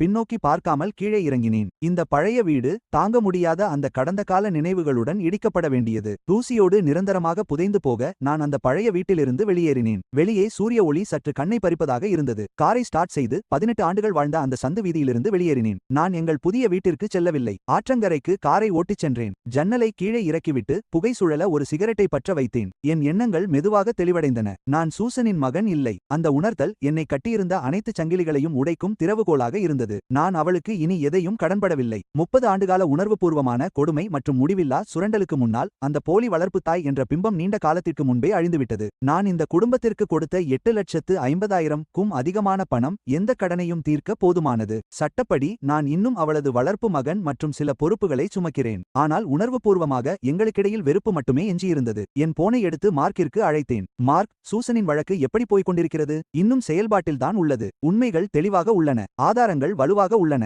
ஆச்சரியப்படுவதற்கு ஏதுமில்லை. நல்லது, எனக்கு சில புதிய தகவல்கள் கிடைத்துள்ளன. பழைய வீட்டில் நான் கண்டறிந்ததை அவரிடம் சுருக்கமாக கூறினேன். மறுமுனையில் நீண்ட அமைதி நிலவியது. ரியான், நான் நலமாக இருக்கிறேன். மார்க், எனக்கு ஒன்று மட்டும் தெரிய வேண்டும். இந்த பின்னணி சூசனின் வழக்கை பாதிக்குமா அல்லது எங்கள் தாய் மகன் உறவை நான் சட்டப்படி துண்டிக்க முடியுமா? ரியான், அது அவ்வளவு எளிதல்ல. சட்டப்படி நீங்களும் சூசனும் ஒரு தத்து உறவை கொண்டுள்ளீர்கள். உங்கள் உயிரியல் தாய்க்கான ஆதாரத்தை கண்டறிந்தாலும் இந்த உறவை தனிச்சையாக முடிவுக்கு கொண்டு வருவது மிகவும் கடினம். குறிப்பாக அவருக்கு தண்டனை வழங்கப்படவுள்ள இந்த முக்கியமான நேரத்தில் நீங்கள் உங்கள் ஆதரவு கடமைகளிலிருந்து தப்பிக்க பார்ப்பதாக நீதிமன்றம் இதை கருதக்கூடும். இருப்பினும் இந்த உண்மை ஒரு வலுவான குணாதிசய ஆதாரமாக உதவும். சூசன் உங்கள் மீது நீண்டகாலமாக பாரபட்சம் காட்டி உங்களை உணர்வுபூர்வமாக துன்புறுத்தினார் என்பதை நீதிபதிக்கு இது காட்ட முடியும். நீதிபதியின் ஒட்டுமொத்த பரிசீலனையில் பொது பாதுகாப்பிற்கு ஆபத்து விளைவித்த குற்றச்சாட்டை இது மாற்றாது என்றாலும் அவரது நோக்கங்களில் சிலவற்றை விளக்குவதற்கு இது உதவக்கூடும். அந்த நோக்கங்கள் வக்கிரமானவை என்றாலும் சுருக்கமாகச் சொன்னால் இது முடிவை மாற்றாது, ஆனால் முழு உண்மையை மேலும் தெளிவாக்கும். எனக்கு புரிகிறது. நான் போனை வைத்துவிட்டேன். நம்பிக்கையின் கடைசி நூலிழையும் அருந்து போனது. சட்டப்படி அவரை என் வாழ்க்கையிலிருந்து நீக்க முடியாது, ஆனால் அவரை என் உலகத்திலிருந்து முழுமையாக அகற்ற முடியும். நான் என் மாமனார் வீட்டிற்கு திரும்பினேன். ஃபியோனாவும் கோகோவும் உடனடியாக என்னிடம் ஓடி வந்தனர். எங்கே போயிருந்தீர்கள்? உங்களை போனில் தொடர்பு கொள்ளவே முடியவில்லை. அப்பா, ஏன் உங்கள் கண்கள் சிவந்து இருக்கின்றன? அப்பா, நல்லாதான் இருக்கேன். கோகோவை கொஞ்சம் மிஸ் பண்ணேன், அவ்வளவுதான். என் உடல் லேசாக நடுங்குவதை என்னால் உணர முடிந்தது. இந்த அன்பான புகலிடத்தில் மட்டும்தான் நான் என் அனைத்து தற்காப்பு உணர்வுகளையும் தளர்த்த முடியும். இரவு உணவின் போது நான் ஏதோ ஒரு சிந்தனையில் இருந்தேன். என் மாமனார் மாமியார் ஏதோ தவறு என்று உணர்ந்தனர், ஆனால் அதை பற்றி கேட்கவில்லை. ஃபியோனா என் தட்டில் தொடர்ந்து உணவை வைத்துக் கொண்டே இருந்தார். அவர் கண்கள் கவலையில் இருந்தன. அன்று இரவு கோகோ தூங்கிய பிறகு ஃபியோனாவும் நானும் எங்கள் அறைக்கு சென்றோம். நான் கதவை மூடிவிட்டு என் பையிலிருந்து அந்த சிறிய இரும்பு பெட்டியை எடுத்தேன். ஃபியோனா என்னை புதிராக பார்த்தார். இது என்ன? நான் எதுவும் சொல்லவில்லை. பெட்டியை திறந்து அந்த பிறப்புச் சான்றிதழையும் கடிதங்களையும் அவரிடம் கொடுத்தேன். ஃபியோனா அவற்றை வாங்கி படுக்கையறை விளக்கின் வெளிச்சத்தில் ஒவ்வொரு வார்த்தையாக படித்தார். காகிதங்கள் புரளும் சத்தமும் எங்கள் கனத்த சுவாசத்தை தவிர அறை அமைதியாக இருந்தது. நான் ஃபியோனாவின் முகத்தையே பார்த்து கொண்டிருந்தேன். அவர் முகத்தில் குழப்பம், அதிர்ச்சி, அவநம்பிக்கை மற்றும் இறுதியாக ஆழ்ந்த அனுதாபம் என உணர்ச்சிகள் மாறின. அவர் நிமிர்ந்து பார்த்தார். அவர் கண்கள் ஏற்கனவே சிவந்திருந்தன. எல்லாம் முடிந்து போனது. இனிமேல் நான் உனக்கு இருக்கிறேன். உன்னிடம் கோகோ இருக்கிறாள். நாங்கள் தான் உனது உண்மையான குடும்பம். அன்று இரவு நாங்கள் பல மணி நேரம் பேசினோம். குழந்தை பருவம் முதல் இன்று வரை நடந்த அனைத்தையும் அவரிடம் சொன்னேன். நான் மறக்க முயன்ற ஒவ்வொரு விவரத்தையும் அவரிடம் பகிர்ந்து கொண்டேன். நான் அடக்கி வைத்திருந்த ஒவ்வொரு வலியும், கவனிக்கப்படாத அந்த காயங்கள் இப்போது மீண்டும் திறந்ததில் வலித்தது. ஆனால் இறுதியில் அவற்றுக்கு விடிவு பிறந்தது. பியோனா ஒரு சிறந்த கேட்பாளராக இருந்தாள். அவள் அதிக ஆறுதல் வார்த்தைகளை சொல்லவில்லை. அவள் அமைதியாக கேட்டு தனது மென்மையாலும் புரிதலாலும் என் உள்ள காயங்களை மெல்ல மெல்ல ஆற்றினாள். விடியற் காலையில் நாங்கள் ஒருவரையொருவர் கட்டியணைத்தபடி உறங்கிப் போனோம். இந்த முறை நான் மிகவும் நிம்மதியாக உறங்கினேன். நான் கண் விழித்தபோது அறை முழுவதும் சூரிய ஒளி நிறைந்திருந்தது. என் இதயத்தில் இருந்த இருள் அந்த ஒளியால் விலகியது போலிருந்தது. நாங்கள் தற்போதைக்கு லிலியை தேட வேண்டாம் என்று முடிவெடுத்தோம். கடந்த கால நிகழ்வுகள் மிகவும் சிக்கலானவை. அவசரப்பட்டு சென்றால் புதிய பிரச்சனைகள் உருவாகலாம். எங்களுக்கு இப்போது தேவை அமைதியான வாழ்க்கை மட்டுமே. ஒரு மாதத்திற்கு பிறகு சூசனின் விசாரணை நடைபெற்றது. நான் அதில் கலந்து கொள்ளவில்லை. பியோனாவும் செல்லவில்லை. எங்களுக்கு அருவருப்பான அந்த முகத்தை பார்க்க விருப்பமில்லை. தீர்ப்பு வந்த நாளில் மார்க் எனக்கு அழைத்தார். பொது பாதுகாப்பிற்கு ஆபத்தை விளைவித்தல் குற்றம் உறுதி செய்யப்பட்டது. பெரிய பாதிப்புகள் எதுவும் ஏற்படவில்லை என்றாலும் சமூக தாக்கம் மிக கடுமையாக இருந்ததாலும் அவள் எந்த வருத்தமும் தெரிவிக்காததாலும் இறுதி தீர்ப்பு 12 ஆண்டுகள் சிறை. 12 ஆண்டுகள். நான் எதிர்பார்த்ததை விட 2 ஆண்டுகள் அதிகம். நான் வழங்கிய ஆதாரங்கள் அவளது கொடூரமான குணத்தை நீதிபதிக்கு உணர்த்தியிருக்கலாம். நான் நீண்ட நேரம் போனை கையில் பிடித்திருந்தேன். எல்லாம் முடிந்துவிட்டது. போனை வைத்துவிட்டு கீழே இருந்த பால்கனிக்கு சென்றேன். புதிதாக அமைக்கப்பட்ட தோட்டத்தில குழந்தைகள் சிரித்து விளையாடிக் கொண்டிருந்தனர். தூரத்தில் நகரம் உற்சாகத்துடனும் துடிப்புடனும் இருந்தது. நான் ஆழ்ந்து மூச்சை உள்ளிழுத்தேன். காலமே சிறந்த மருந்தாகும். ஓராண்டு காலம் பல காயங்களை ஆற்றுவதற்கும் பல நினைவுகளை மறக்கச் செய்வதற்கும் போதுமானதாக இருந்தது. எங்கள் புதிய வீடு இதமாகவும் அன்பாகவும் அலங்கரிக்கப்பட்டிருந்தது. ஒவ்வொரு மூலையிலும் பியோனா மற்றும் கோகோவின் சிரிப்பு நிறைந்திருந்தது. எனது பணியும் புதிய உச்சத்தை எட்டியிருந்தது. அந்த பொதுவான குடும்ப சர்ச்சை என் வேலையை பாதிக்கவில்லை. மாறாக அது நிறுவனத்தின் நிர்வாகத்திற்கு எனது உறுதியையும் பொறுப்புணர்வையும் காட்டியது. பிரச்சனைகள் ஓய்ந்த சில காலத்திலேயே நான் நிர்வாக துணைத் தலைவராக பதவி உயர்வு பெற்று புதிய திட்டத்திற்கு பொறுப்பேற்றேன். முன்பை விட நான் பிஸியாக இருந்தேன். ஆனால் என் மனம் நிம்மதியாக இருந்தது. ஏனெனில் நான் இனி மாயையான ஒரு குடும்பத்திற்காக போராடவில்லை. நான் என் மனைவி, என் மகள், நாங்களாக உருவாக்கிய இந்த உண்மையான அன்பான சிறிய குடும்பத்திற்காக போராடிக் கொண்டிருந்தேன். பியோனா தனது முந்தைய வேலையை விட்டுவிட்டு சுதந்திர எழுத்தாளரானாள். குடும்பம் மற்றும் வளர்ப்பு முறைகள் குறித்த அவளது கட்டுரைகள் மிகவும் பிரபலமானவை. கோகோவுடன் செலவிட எங்களுக்கு அதிக நேரம் கிடைத்தது. வார இறுதி நாட்களில் நாங்கள் சுற்றுலா, பொழுதுபோக்கு பூங்காக்கள், அருங்காட்சியகங்களுக்கு சென்றோம். கோகோ விட மிகவும் வெளிப்படையாக எப்போதும் கவலையற்ற புன்னகையுடன் இருந்தாள். அவர்கள் இருவரும் சிரிப்பதை பார்க்கும்போது எனக்கு தேவையான அனைத்தும் இதுதான் என்று தோன்றியது. அந்த விரும்பத்தகாத மனிதர்களும் விஷயங்களும் வெகுதூரம் பின் தங்கிவிட்டதாக தோன்றியது. சூசன் சிறையில் தண்டனையை அனுபவித்துக் கொண்டிருந்தாள். என் 3 சகோதரிகள் எங்கள் சொந்த ஊரில் இருந்த தங்கள் சொத்துக்கள் அனைத்தையும் விற்றுவிட்டு முற்றிலும் மறைந்துவிட்டதாக கேள்விப்பட்டேன். அவர்கள் என்னை தொடர்பு கொள்ளவே இல்லை. அந்த அமைதிக்காக நான் மகிழ்ச்சியடைந்தேன். என் பிறப்பின் ரகசியத்தை கொண்ட இரும்பு பெட்டி என் படிப்பு அறையில் உள்ள பாதுகாப்பு பெட்டகத்தில் பூட்டப்பட்டிருந்தது. நான் அரிதாகவே அதை தொட்டேன். அந்த ரகசியம் என்றென்றும் புதைந்தே இருக்கட்டும். நான் இனி எந்த உண்மையையும் தேடிச் செல்ல விரும்பவில்லை. என் அம்மா என்பது பியோனாவின் அம்மா, கோகோவின் பாட்டி, அந்த அன்பான, கனிவான முதியவர். அவர் எங்களுக்கு சுவையான உணவை தயாரித்து நாங்கள் நோய்வாய்ப்பட்ட போது கவனித்துக் கொண்டார். அதுவே போதுமானதாக இருந்தது. வாழ்க்கை அலைகள் இல்லாத ஏரியைப் போல அமைதியாக இருந்தது. நான் கேள்விப்படாத ஒரு நகரத்திலிருந்து ஒரு கடிதம் வந்த நாள் வரை நாங்கள் இப்படித்தான் மகிழ்ச்சியாகவும் அமைதியாகவும் என்றென்றும் வாழ்வோம் என்று நினைத்தேன். உரை கிராஃப்ட் காகிதத்தால் ஆனது. அனுப்பியவர் முகவரி இல்லை. ஒரு விசித்திரமான முகவரி மட்டுமே இருந்தது. அஞ்சல் முத்திரை ஒரு வாரத்திற்கு முந்தையது. ஆர்வத்துடன் நான் அதை திறந்தேன். அதற்குள் ஒரே ஒரு அச்சிடப்பட்ட காகிதம் இருந்தது. அதன் உள்ளடக்கம் சுருக்கமாக இருந்தாலும் ஒவ்வொரு வார்த்தையும் என்னை ஒரு சுத்தியலால் அறைந்தது போல இருந்தது. திரு ரையன், வணக்கம். இந்த முன்கூட்டிய கடித்ததை மன்னிக்கவும். நான் ஏ10 தங்குமிட பராமரிப்பு மையத்தில் சமூக பணியாளர். எங்களிடம் லில்லி என்ற நோயாளி இருக்கிறார். அவர் புற்றுநோயின் இறுதிக்கட்டத்தில் இருக்கிறார். அவருக்கு இன்னும் சிறிது காலமே உள்ளது. அவருடைய உடைமைகளை சரிபார்க்கும்போது உங்கள் பெயருடன் கூடிய பழைய முகவரி புத்தகத்தை கண்டோம். பல சரிபார்ப்புகளுக்கு பிறகு உங்கள் அடையாளத்தை நாங்கள் உறுதிப்படுத்தியுள்ளோம். லில்லி திருமணமாகாதவர் மற்றும் அவருக்கு குழந்தைகள் இல்லை. ஆனால் அவருடைய இறுதி தருணங்களில் அவர் ஒரு பெயரை திரும்ப திரும்ப சொல்லிக் கொண்டிருக்கிறார். அந்த பெயர் நீங்கள், ரையன். அவர் உங்களை ஒருமுறை கடைசியாக பார்க்க விரும்புவதாக சொல்கிறார். இது அவருடைய கடைசி விருப்பம். கடிதத்தின் இறுதியில் மருத்துவமனையின் முகவரி மற்றும் தொலைபேசி எண் இருந்தது. என் கைகள் கட்டுப்பாடின்றி நடுங்கத் தொடங்கின. அந்த லேசான காகிதம் இப்போது 1000 பவுண்டுகள் எடையுள்ளதாக இருந்தது. லில்லி. என் பிறப்புச் சான்றிதழிலும் என் தந்தையின் கடிதங்களிலும் மட்டுமே நான் பார்த்த பெயர் இது. என் உயிரியல் தாய். அவர் இறந்து கொண்டிருக்கிறார். அவர் என்னை பார்க்க விரும்புகிறார். இந்த செய்தி அமைதியான ஏரியில் எரியப்பட்ட கல்லை போல உடனடியாக 1000 அலைகளை கிளப்பியது. நான் இப்பதான் கட்டியெழுப்பிய அமைதியும் மகிழ்ச்சியும் இப்போது ஒரு பெரிய பிளவால் கிழிந்து போனது. நான் என்ன செய்ய வேண்டும்? போவதா அல்லது வேண்டாமா? நான் போகக்கூடாது என்று என் பகுத்தறிவு சொன்னது. நானும் அவரும் இரத்த உறவால் பிணைக்கப்பட்ட அந்நியர்கள் மட்டுமே. அவர் 30 ஆண்டுகளுக்கும் மேலாக என் வாழ்க்கையில் இல்லாமல் இருந்தார். அவருடைய கடைசி விருப்பம் என்று சொல்லப்படுவதை நிறைவேற்ற எனக்கு எந்த கடமையும் இல்லை. என் வாழ்க்கை இறுதியாக சரியான பாதைக்கு திரும்பியிருந்தது. அந்த சிக்கலான கடந்த காலத்தை நான் மீண்டும் கிளறக்கூடாது. ஆனால் உணர்வுபூர்வமாக ஏதோ ஒன்று என்னை இழுத்தது. அது என் பிறந்த தாய். ஏன் என்னை என் தந்தையிடம் ஒப்படைத்தாள்? இந்த குழப்பமான ஆண்டுகள் வீடுகளில் அவள் எப்படி வாழ்ந்தாள்? ஏன் அவள் திருமணம் செய்து கொள்ளவில்லை? ஏன் குழந்தைகளே இல்லை? கணக்கற்ற கேள்விகள் என் மனதில் அலைகடலென பொங்கின. நான் போகவில்லை என்றால் இந்த கேள்விகளுக்கு விடை கிடைக்காது. வாழ்நாள் முழுவதும் அந்த வருத்தத்தை சுமக்க வேண்டி வரும் என்று எனக்கு தெரியும். பியோனா அறையிலிருந்து வெளியே வந்து நான் குழப்பத்தில் இருப்பதை பார்த்தாள். அவள் அதிர்ச்சியடைந்தாள். என்ன ஆச்சு? என்ன நடந்தது? நான் எதுவும் பேசாமல் அவளிடம் அந்த கடிதத்தை கொடுத்தேன். அவள் அதை வாசித்தாள். அவளுடைய முகபாவனையும் என் முகத்தைப் போலவே மாறியது. அவள் அருகில் வந்து குளிர்ந்திருந்த என் கைகளை தன் கைகளால் பிடித்துக் கொண்டாள். நாங்கள் இருவரும் குழப்பத்துடன் ஒருவரை ஒருவர் பார்த்துக் கொண்டோம். போ என்று மென்மையாகச் சொன்னாள். போகாதே. நான் தலையை அசைத்தேன். பின் ஒப்புக்கொண்டேன். 30 ஆண்டுகளுக்கும் மேலாக புதைந்து கிடந்த ஒரு ரகசியத்தை தெரிந்து கொள்ள சாகும் நிலையில் உள்ள ஒரு அந்நியரை பார்க்கச் செல்வதே என் மனதை சிதறடித்தது. அதற்கு நான் உண்மையில் தயாராக இருந்தேனா? அன்று இரவு விடியும் வரை நான் விழித்திருந்தேன். பியோனா என் அருகில் சீராக மூச்சுவிட்டு உறங்கிக் கொண்டிருந்தாள். நான் இருட்டில் மேற்கூரையை பார்த்தபடி எண்ணங்களில் ஆழ்ந்தேன். சுசன் மற்றும் லில்லி ஆகிய இரு பெயர்கள் என் மனதில் போரிட்டன. ஒருத்தி நான் அம்மா என்று அழைத்த பெண். 30 ஆண்டுகளுக்கும் மேலாக அவள் எனக்கு முடிவில்லாத வலியையும் வேதனையையும் தந்து இப்போது சிறையில் இருக்கிறாள். மற்றவள் எனக்கு உயிர் கொடுத்தவள். அவள் என் உலகத்திலிருந்து அரை வாழ்நாள் காலமாக தொலைந்து போய் இப்போது மரண வாசலில் இருக்கிறாள். வெறுப்பு, கோபம், கருணை, வருத்தம் என முற்றிலும் மாறுபட்ட உணர்வுகள் என் இதயத்தில் கொந்தளித்தன. செல்வதா அல்லது வேண்டாமா? இந்த கேள்வி ஒரு ராட்சத தராசு போல என் தலைக்கு மேல் தொங்கியது. ஒரு பக்கம் நான் பாடுபட்டு அமைத்த அமைதியான வாழ்க்கை, என் மனைவி, என் மகள், என் வளர்ந்து வரும் தொழில், இரத்தமும் கண்ணீரும் சிந்தி நான் அடைந்த புகலிடம் இது, என் வாழ்வின் மிக விலையுயர்ந்த பொருள். லில்லியை பார்க்கச் செல்வது அந்த ரத்தம் தோய்ந்த காயத்தை மீண்டும் திறப்பதற்கு சமம். என்றென்றும் புதைக்க உறுதியெடுத்த கடந்த காலத்திற்குள் மீண்டும் நுழைவது. தெரியாத அந்த உண்மை புதிய வலியையும் புயல்களையும் கொண்டு வரலாம். ஆரிய காயம் மீண்டும் கிழிந்துவிடும் என்று நான் அஞ்சினேன். நான் கஷ்டப்பட்டு வளர்த்த மன உறுதி உடைந்துவிடுமோ என்று பயந்தேன். இது பியோனாவையும் கோகோவையும் எங்கள் உடையக்கூடிய புதிய குடும்பத்தையும் பாதிக்குமோ என்று அஞ்சினேன். தராசின் மறுபக்கம் லில்லி என்ற பெண், விரைவில் மறையப் போகும் உயிர், என் பிறப்பை பற்றிய 30 ஆண்டுகளாக என்னை வாட்டிய அந்த மிகப்பெரிய மர்மம். ஏன் என்னை என் தந்தையிடம் ஒப்படைத்தாள்? அவள் ஏன் திருமணம் செய்து கொள்ளவில்லை?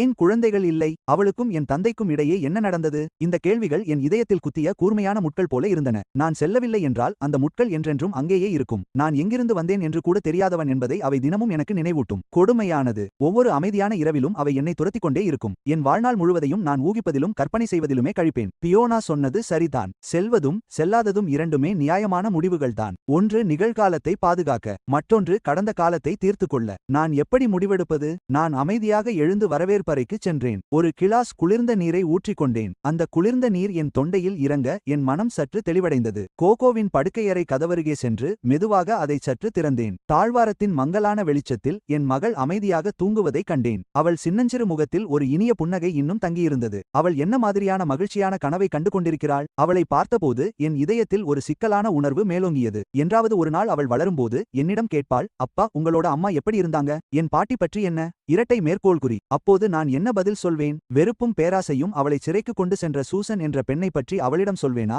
அல்லது என் சொந்த கடந்த காலத்தையே எதிர்கொள்ள தெரியாத நான், இரத்த உறவான மற்றொரு பாட்டி இருந்ததை பற்றி அவளிடம் சொல்வேனா? என் மகளின் வாழ்க்கைக்கு வழிகாட்ட எனக்கு என்ன உரிமை இருக்கிறது? அந்த நொடியில் என் இதயத்தின் தராசு தட்டு சாயத் தொடங்கியது. ஓடிப்போவதால் எதையும் தீர்க்க முடியாது. அது என் இதயத்தில் இருக்கும் துளையை இன்னும் பெரிதாக்கும். ஒருவேளை எனக்கு தேவை பாதுகாப்பு இல்லை, அது மன அமைதி. என் வாழ்க்கையின் முதல் பாதியை சரியாக முடித்து வைக்க. அப்போதுதான் பாரம் ஏதுமின்றி என்னால் உண்மையாகவே முன்னேற முடியும். நான் மீண்டும் படுக்கையறைக்குச் சென்றேன். பியோனா ஏற்கனவே விழித்துக்கொண்டு கட்டிலின் தலைப்பகுதியில் சாய்ந்து அமைதியாக என்னை பார்த்துக் கொண்டிருந்தாள். முடிவெடுத்து விட்டாயா என்று அவள் கேட்டாள். நான் போக விரும்புகிறேன், அவளுக்காக அல்ல, எனக்காக. எனக்கு உண்மை தெரிய வேண்டும். எனக்கு நானே ஒரு தீர்வை தேடிக்கொள்ள வேண்டும். நல்லதோ கெட்டதோ எது நடந்தாலும் அதை என் கண்களால் பார்க்க வேண்டும். என் காதுகளால் கேட்க வேண்டும். நான் உன்னை ஆதரிக்கிறேன். வீட்டு விஷயங்களை நான் பார்த்துக்கொள்கிறேன். கவலையில்லாமல் போய் வா. என்ன நடந்தாலும் இது எப்போதும் உன் வீடுதான் என்பதை நினைவில் கொள், கோகோ. நான் எப்போதும் உனக்காக இங்கே காத்திருப்பேன். இரட்டை மேற்கோள்குறி. என் இதயம் நெகிழ்ந்தது. நான் அவளை என் கைகளுக்குள் இழுத்து இறுக கட்டிக்கொண்டேன்.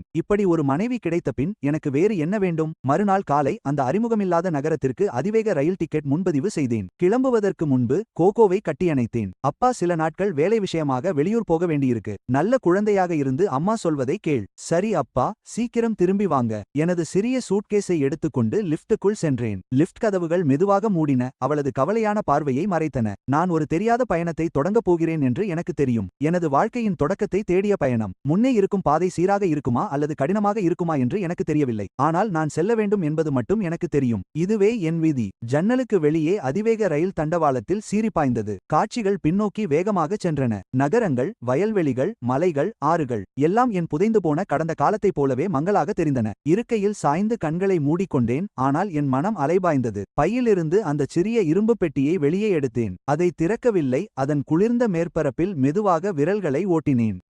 இந்த பெட்டிக்குள் என் வேர்களும், இருவர் வாழ்ந்த அன்பு, வெறுப்பு மற்றும் சிக்கலான வாழ்க்கையும் இருந்தன.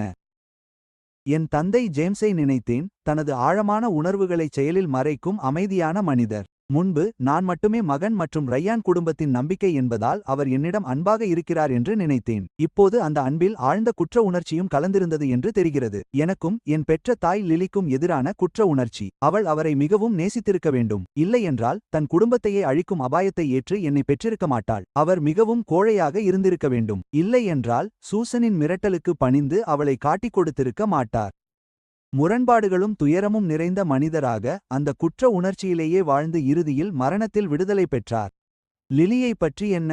என்னை பெற்ற தாய். அவள் எப்படிப்பட்ட பெண்? அவள் திருமணம் செய்து கொள்ளவில்லை, குழந்தைகள் இல்லை என்று கடிதம் கூறியது. அந்த 9 எளிய வார்த்தைகளுக்குள் எவ்வளவு அறியப்படாத கசப்பும் துயரமும் ஒளிந்திருந்தது. அவள் ஏன் மறுமணம் செய்து கொள்ளவில்லை? அவள் இன்னும் என் தந்தையை நேசித்தது காரணமா? அல்லது தன் மகனாகிய என் மீதான அக்கறை இன்னும் இருந்ததா? இத்தனை ஆண்டுகள் அவள் எப்படி தனியாக வாழ்ந்திருப்பாள்? எப்போதாவது என்னை தேடி வர நினைத்திருப்பாளா? அல்லது அவளுக்கும் என் தந்தைக்கும் இடையே எனக்கும் தெரியாத ஏதேனும் ஒப்பந்தம் இருந்ததா? என் மனதில் எண்ணற்ற கேள்விகள் சுழன்று முடிச்சுகளாக தவித்தன. அவள் எப்படி இருப்பாள் என்று கற்பனை செய்ய தொடங்கினேன். அவள் என்னைப் போலவே இருப்பாளா அல்லது நான் அவளைப் போலவே இருப்பேனா? எங்கள் கண்கள், மூக்கு, வாய், தாடை ஆகியவற்றில் ஏதேனும் ஒற்றுமை இருக்குமா? இந்த கற்பனை ஒரு விசித்திரமான பயத்தையும் மெல்லிய எதிர்பார்ப்பையும் தந்தது. உண்மை வெளிப்படும்போது என் உணர்வுகள் எப்படி இருக்கும் என்று எனக்கு தெரியவில்லை. நிம்மதியா, கோபமா அல்லது பரிதாபமா? அடுத்த நிலையத்திற்கான ரயில் அறிவிப்பு என் சிந்தனையை தடுத்தது. நான் கண்களை திறந்து ஜன்னலுக்கு வெளியே பார்த்தேன். முற்றிலும் அந்நியமான நகரம் என் முன் தெரிந்தது. உயரமான கட்டிடங்கள், பரபரப்பான போக்குவரத்து. இது என் பெற்ற தாய் வாழ்ந்த நகரம். நான் அவளோடு ஒரே வானத்தின் கீழ் வாழ்ந்திருக்கிறேன். ஆனால் அதை பற்றி நான் அறிந்திருக்கவில்லை. விதி உண்மையிலேயே மர்மமான மற்றும் கொடூரமான ஒன்று. நான் நிலையத்திலிருந்து இறங்கி மருத்துவமனைக்குச் செல்ல ஒரு டாக்ஸியை பிடித்தேன். ஜன்னலுக்கு வெளியே தெரிந்த அறிமுகமில்லாத தெருக்களை நான் கவனித்தேன். என் மனம் உணர்ச்சிகளின் கலவையாக இருந்தது. இங்கே உள்ள ஒவ்வொரு புல், ஒவ்வொரு மரம் அவள் கண்களில் பட்டிருக்கலாம். அவள் இந்த சாலைகளில் நடந்திருக்கலாம், இந்த இடங்களை பார்த்திருக்கலாம். எங்களுக்கு இடையே 30 ஆண்டுகளுக்கும் மேலான காலம் இருந்தது. ஆனாலும் நாங்கள் இப்படி விசித்திரமாக இணைக்கப்பட்டிருந்தோம். அரை மணி நேரம் கழித்து கார் ஒரு அமைதியான புறநகர் பகுதியில் நின்றது. என் முன் பச்சை மரங்களுக்கு நடுவே ஒரு வெள்ளை கட்டிடம் நின்றது. நுழைவாயிலில் ஒரு பலகை தொங்கிக் கொண்டிருந்தது. ஹாஸ்பிஸ் பராமரிப்பு மையம். அந்த நேரத்தில் அந்த பராமரிப்பு மையம் என்ற வார்த்தை கசப்பான முரண்பாடாக தெரிந்தது. என் மனதில் அமைதி இல்லை, புயல் வீசும் அலைகள் மட்டுமே இருந்தன. நான் டிரைவருக்கு பணம் கொடுத்துவிட்டு இறங்கி நீண்ட நேரம் நகர முடியாமல் வாசலில் நின்றேன். இது என் பயணத்தின் முடிவு. அந்த கதவுக்கு பின்னால் என் பெற்ற தாயும் என் வாழ்க்கையின் முதல் பாதியின் ரகசியங்களும் இருந்தன. நான் அந்த கதவை திறந்தால் போதும், எல்லாம் வெளிப்பட்டுவிடும். ஆனால் என் கால்கள் ஈயம் ஊற்றியது போல கனமாகி நகர்த்த முடியாமல் இருந்தன. நான் பயந்தேன். வீட்டை நெருங்க நெருங்க பதற்றம் கூடும் என்பார்கள். அந்தச் சொல் உண்மைதான். லில்லி என்ற நோயாளியை பார்க்க வந்திருக்கிறேன். ஓ, நீங்கள் மிஸ் லில்லிக்காக வந்திருக்கிறீர்களா? நீங்கள் குடும்பத்தாராகத்தான் இருக்க வேண்டும். ஆம், தயவு செய்து என்னை பின்தொடருங்கள். மிஸ் லூ, சமூக சேவகர் உங்களை தொடர்பு கொண்டாரல்லவா? நீங்கள் இந்த நேரத்தில் வருவீர்கள் என்று அவர் சொல்லிக் கொண்டிருந்தார். நான் தலையசைத்து செவிலியரை பின்தொடர்ந்தேன். நாங்கள் ஒரு நீண்ட, அமைதியான தாழ்வாரத்தில் நடந்தோம். தாழ்வாரத்தின் இருபுறமும் வாழ்க்கையின் இறுதி கட்டத்தில் இருக்கும் ஆன்மாக்கள் தங்கியிருக்கும் அறைகள் இருந்தன. இதுதான் கடைசி நிறுத்தம். சத்தமில்லை, கூச்சலில்லை, முடிவில்லாத அமைதி மற்றும் மூச்சு முட்டும் மௌனம் மட்டுமே. செவிலியர் ஒரு அலுவலக கதவின் முன் நின்று தட்டினார். மிஸ் லூ, மிஸ் லில்லியின் குடும்பத்தினர் வந்திருக்கிறார்கள். வணக்கம், நான் லிசா. நீங்கள் பார்ப்பதற்கு மிஸ் லில்லியைப் போலவே இருக்கிறீர்கள். உள்ளே சென்று பேசுவோம். திரு ரையன், நீங்கள் வந்ததற்கு நன்றி. லில்லிக்கு இன்னும் அதிக காலம் இல்லை. உங்களை பார்ப்பதுதான் அவளுக்கு இப்போதுள்ள ஒரே ஆதரவு. அவள் இப்போது எப்படி இருக்கிறாள்? புற்றுநோய் அவள் உடல் முழுவதும் பரவிவிட்டது. அவள் பெரும்பாலும் மருந்துகளிலேயே இருக்கிறாள். பெரும்பாலான நேரம் சுயநினைவின்றி இருக்கிறாள். அவ்வப்போது சிறிது நேரம் கண் விழிக்கிறாள். ஆனால் தூக்கத்தில் கூட உங்கள் பெயரையே முணுமுணுக்கிறாள். இத்தனை ஆண்டுகள் அவள் எப்படி வாழ்ந்தாள்? லில்லியின் வாழ்க்கை மிகவும் கடினமாக இருந்தது. அவள் இளமையாக இருந்தபோது அவள் ஒரு கலைக்குழுவில் நடனக்கலைஞராக இருந்தாள் என்று நினைக்கிறேன். மிகவும் அழகானவள், அதிக திறமைசாலி. பிறகு ஏதோ நடந்தது, ஒரு பெரிய பாதிப்பு. அதனால் அவள் வேலையை விட்டுவிட்டாள். அதன் பிறகு அவள் வேலைக்குச் செல்லவில்லை, திருமணம் செய்து கொள்ளவில்லை. தன் சிறிய சேமிப்பிலும் சிறிய வேலைகளிலும் வாழ்ந்து வந்தாள். அவள் மிகவும் அமைதியானவள், யாரிடமும் அதிகம் பழகமாட்டாள், தன் வாழ்க்கையின் பெரும் பகுதியை தனியாகவே கழித்தாள். அவள் கடுமையாக நோய்வாய்ப்பட்டு பக்கத்து வீட்டுக்காரர் ஒருவரால் மருத்துவமனைக்கு கொண்டு வரப்பட்ட பிறகுதான் நாங்கள் அவளை கவனித்தோம். அவள் பிடிவாதமானவள், கௌரவம் மிக்கவள். தன் கடந்த காலத்தை பற்றி அவள் எங்களிடம் ஒருபோதும் சொன்னதில்லை. கடந்த மாதம் தனக்கு அதிக காலம் இல்லை என்று தெரிந்த பிறகுதான் அவள் எங்களிடம் உங்களைப் பற்றி பேசினாள். என்னால் என் கண்ணீரை தடுக்க முடியவில்லை. அவை வழிந்தோடின. நான் தயாராக இருப்பதாக நினைத்தேன். இதை என்னால் அமைதியாக எதிர்கொள்ள முடியும் என்று நினைத்தேன். ஆனால் அந்நியார் ஒருவரின் வாயால் அந்த வார்த்தைகளை கேட்டதும் என் மனதின் பாதுகாப்பு அரண்கள் அனைத்தும் நொடியில் தகர்ந்தன. அப்படியென்றால் அவள் என் மீது அன்பு செலுத்துவதை நிறுத்தவில்லை. அவளால் என்னை காதலிக்க முடியவில்லை, அவ்வளவுதான். லிசா குறுக்கிடவில்லை. அவள் அமைதியாக என்னிடம் டிஷ்யூக்களை கொடுத்தாள். என் உணர்ச்சிகள் சற்று அடங்கியதும் அவள் மென்மையாகச் சொன்னாள், திரு ரயன், இது உங்களுக்கு எவ்வளவு திடீர் மற்றும் கொடூரமானது என்று எனக்கு தெரியும். உங்களுக்குள் என்ன நடந்தது என்று எனக்கு தெரியாது. ஆனால் உங்கள் மீது லில்லி வைத்திருக்கும் அன்பு உண்மையானது என்பதை என்னால் உணர முடிகிறது. அவள் 3வது மாடியில் 307வது அறையில் இருக்கிறாள். அவள் இப்பதான் தூங்கினாள். சிறிது நேரத்தில் அவள் கண் விழிக்கலாம். நீங்கள் மேலே சென்று அவளை பார்க்க விரும்புகிறீர்களா? நான் என் கண்ணீரை துடைத்துவிட்டு தலையசைத்தேன். இனி பின்வாங்க வழியில்லை. நான் லிசாவை பின்தொடர்ந்து அலுவலகத்திலிருந்து வெளியே வந்து லிப்டிற்கு சென்றேன். லிப்டிற்குள் காற்று உறைந்து போனது போலிருந்தது. என் இதய துடிப்பு எனக்கு கேட்டது. ஒவ்வொரு துடிப்பும் என் காதுகளில் பலமாக ஒலித்தது. லிப்ட் 3வது மாடியில் நின்றது. அந்த வழித்தடம் தரைதளத்தை விட அமைதியாகவும் பாரமாகவும் இருந்தது. அனைத்து கதவுகளும் மூடப்பட்டிருந்தன. ஒவ்வொரு கதவுக்கு பின்னாலும் மரணத்துடன் போராடும் ஒரு உயிர். லிசா 307வது அறைக்கு முன்னால் நின்றாள். அவள் கதவை காட்டினாள். இதுதான் அது. நான் உள்ளே வரவில்லை. உங்களுக்கு சிறிது தனிமையை விட்டுச் செல்கிறேன். உங்களுக்கு ஏதேனும் தேவைப்பட்டால் அழைப்பு பொத்தானை அழுத்தவும். அவள் என்னை பார்த்து தலையசைத்துவிட்டு சென்றாள். நான் 307வது அறைக்கு முன்னால் தனியாக நின்றேன். கதவின் மீது லில்லி என்ற 2 சொற்கள் கொண்ட பெயர் பலகை இருந்தது. என் பிறப்புச் சான்றிதழில் அந்த எழுத்துக்களை நான் பார்த்திருந்தேன். என் தந்தையின் கடிதங்களில் அவற்றை வாசித்திருந்தேன். இப்போது அவை என் கண்முன்னே இருந்தன. அந்த கதவுக்கு பின்னால் எனக்கு உயிர் கொடுத்தவள் இருந்தாள். ஆனால் என் வாழ்வின் பாதியில் அவள் இல்லை. கதவை தள்ள என் கையை உயர்த்தினேன். ஆனால் தயங்கினேன். என் உள்ளங்கைகள் வியர்வையில் நனைந்திருந்தன. நான் எதற்கு பயந்தேன்? நோயால் வாடிய ஒரு நோயாளி பார்ப்பதற்கு பயந்தேனா? அல்லது என்னைப் போலவே இருக்கும் ஆனால் அந்நியமாக தெரியும் ஒரு முகத்தை பார்க்க பயந்தேனா? எனக்கு தெரியவில்லை. என் வாழ்க்கையில் நான் எதிர்கொண்ட எந்த கதவை விடவும் இது கனமானது என்று மட்டும் எனக்கு தெரியும். கண்களை மூடி ஆழமாக மூச்சை இழுத்தேன். என் மனதில் ஃபியோனா மற்றும் கோகோவின் புன்னகை முகங்களை கண்டேன். அவர்களே என் பலம், என் ஊன்றுகோல். கண்களை திறந்தேன். என் பார்வை உறுதியாக இருந்தது. கையை நீட்டி மெதுவாக கதவை தள்ளினேன். அந்த அறை மங்கலாக இருந்தது. திரைகள் மூடப்பட்டிருந்தன. மருந்தின் கடுமையான வாசனை காற்றில் நிறைந்திருந்தது. அறையின் மையத்தில் ஒரு மருத்துவமனை படுக்கை இருந்தது. அதன் மேல் வாடிய ஒரு சிறிய உருவம் படுத்திருந்தது. அவளது உடலிலிருந்து குழாய்களும் கம்பிகளும் இயந்திரங்களுடன் இணைக்கப்பட்டு சீராக ஒலித்துக் கொண்டிருந்தன. அவளது தலைமுடி இல்லை. முகம் சுருக்கங்களால் நிறைந்திருந்தது. தோல் நிறமிழந்து இரத்தமில்லாமல் இருந்தது. இவள்தான் என் தாய். இவள்தான் ஒரு காலத்தில் திறமையான நடன கலைஞர். என் கண்களையே என்னால் நம்ப முடியவில்லை. காலமும் நோயும் அவளை அடையாளம் தெரியாதபடி சிதைத்திருந்தன. மெதுவாக அடிமேல் அடி வைத்து படுக்கைக்கு அருகில் சென்றேன். அவளது முகத்தை உற்று நோக்கினேன். அது பரிச்சயமில்லாததாக இருந்தது. இருப்பினும் அந்த அந்நிய முகத்தில் ஏதோ ஒன்று எனக்கு பரிச்சயமாக தெரிந்தது. அது அவள் மூக்கின் நேரான அமைப்பா அல்லது மூடிய உதடுகளின் வளைவா? என்னால் சொல்ல முடியவில்லை. ஆனால் அது இரத்தத்தால் உருவான ஆழமான, சொல்ல முடியாத பிணைப்பு என்று எனக்கு தெரியும். படுக்கைக்கு அருகில் அமைதியாக நின்றேன். என் இதயத்தில் வெறுப்போ கோபமோ இல்லை. எல்லையற்ற துக்கமும் கவலையும் மட்டுமே இருந்தது. அப்போது அவளது நீண்ட இமைகள் லேசாக அசைந்தன. பிறகு அவள் மெதுவாக கண்களை திறந்தாள். எத்தனை மங்கலான கண்கள், சோர்வும் வலியும் நிறைந்தவை. ஆனால் அவள் பார்வை என்மேல் விழுந்தபோது அந்த மங்கலான கண்கள் திடீரென ஒரு அற்புதமான ஒளியால் மின்னின. அதிர்ச்சி, மகிழ்ச்சி, குற்ற உணர்வு மற்றும் எல்லையற்ற ஏக்கம். நாங்கள் ஒருவரை ஒருவர் பார்த்து கொண்டோம். காலம் அப்படியே நின்றது போல தோன்றியது. அவளது உதடுகள் நடுங்கத் தொடங்கின. அவள் பேச முயன்றாள், ஆனால் சத்தம் வர முடியாத அளவுக்கு பலவீனமாக இருந்தாள். அவளது கண்ணின் ஓரத்திலிருந்து ஒரு கலங்கிய கண்ணீர் வழிந்து அவளது நரைத்த முடியில் மறைந்தது. பிறகு அவளது வெடித்த உதடுகளிலிருந்து மெல்லிய, கரகரப்பான குரல் வெளிப்பட்டது. ரியான். அந்த வார்த்தை என் குழந்தை பருவ செல்ல பெயர். என் தந்தை மட்டுமே என்னை அழைத்த பெயர். சூசன் அதை ஒருபோதும் பயன்படுத்தியதில்லை. அவள் என்னை எப்போதும் ரியான் அல்லது அந்த பொருள் என்றுதான் அழைப்பாள். என் உடல் விரைத்து போனது. என் இதயத்தின் ஆழத்திலிருந்து சொல்ல முடியாத வலி எழுந்து என் உடல் முழுவதும் உடனடியாக பரவியது. நான் பேசவாயை திறந்தேன், ஆனால் என் தொண்டை பஞ்சால் அடைத்தது போல இருந்தது. எந்த சத்தமும் வரவில்லை. நான் அவளை எப்படி அழைப்பது? நீ வளர்ந்து விட்டாய். நீ அவரைப் போலவே இருக்கிறாய். அவர் நிச்சயமாக என் தந்தை, ஜேம்ஸ். என் இதயம் மீண்டும் குத்தப்பட்டது. ஏன்? இறுதியாக என் குரல் எனக்கு கிடைத்தது. கரகரப்பான, வறண்ட, நடுக்கத்துடன் கூடிய குரல். ஏன் இப்படி செய்தாய்? ஏன் என்னை பெற்றுவிட்டு பிறகு என்னை வேண்டாம் என்று ஒதுக்கினாய்? ஏன் என்னை அந்த பெண்ணிடம் தள்ளிவிட்டாய்? ஏன் 30 ஆண்டுகளுக்கும் மேலாக ஒரு முறையற்ற பிறவி என்ற சுமையை எனக்கு தந்தாய்? இந்த கேள்விகள் என் இதயத்தில் மிக நீண்ட காலமாக புரையோடி இருந்தன. எனக்கு ஒரு பதில் தேவைப்பட்டது. என் வாழ்க்கையின் முதல் பாதிக்காலத்தின் வழியை விளக்கும் ஒரு பதில். லில்லி என்னை பார்த்தாள். அவளுடைய மங்கலான கண்களில் ஒரு மெல்லிய, சோகமான புன்னகை தோன்றியது. அவள் எஞ்சியிருக்கும் ஒவ்வொரு துளி சக்தியையும் திரட்டிக்கொண்டு கொஞ்சம் கொஞ்சமாக பேசத் தொடங்கினாள். புதைக்கப்பட்ட அந்த கடந்த காலத்தின் கதை. உன் தந்தையும் நானும் ஒருவரை ஒருவர் உண்மையாக நேசித்தோம். நாங்கள் கலாச்சார குழுவில் சந்தித்தோம். நான் ஒரு நடனக் கலைஞர்.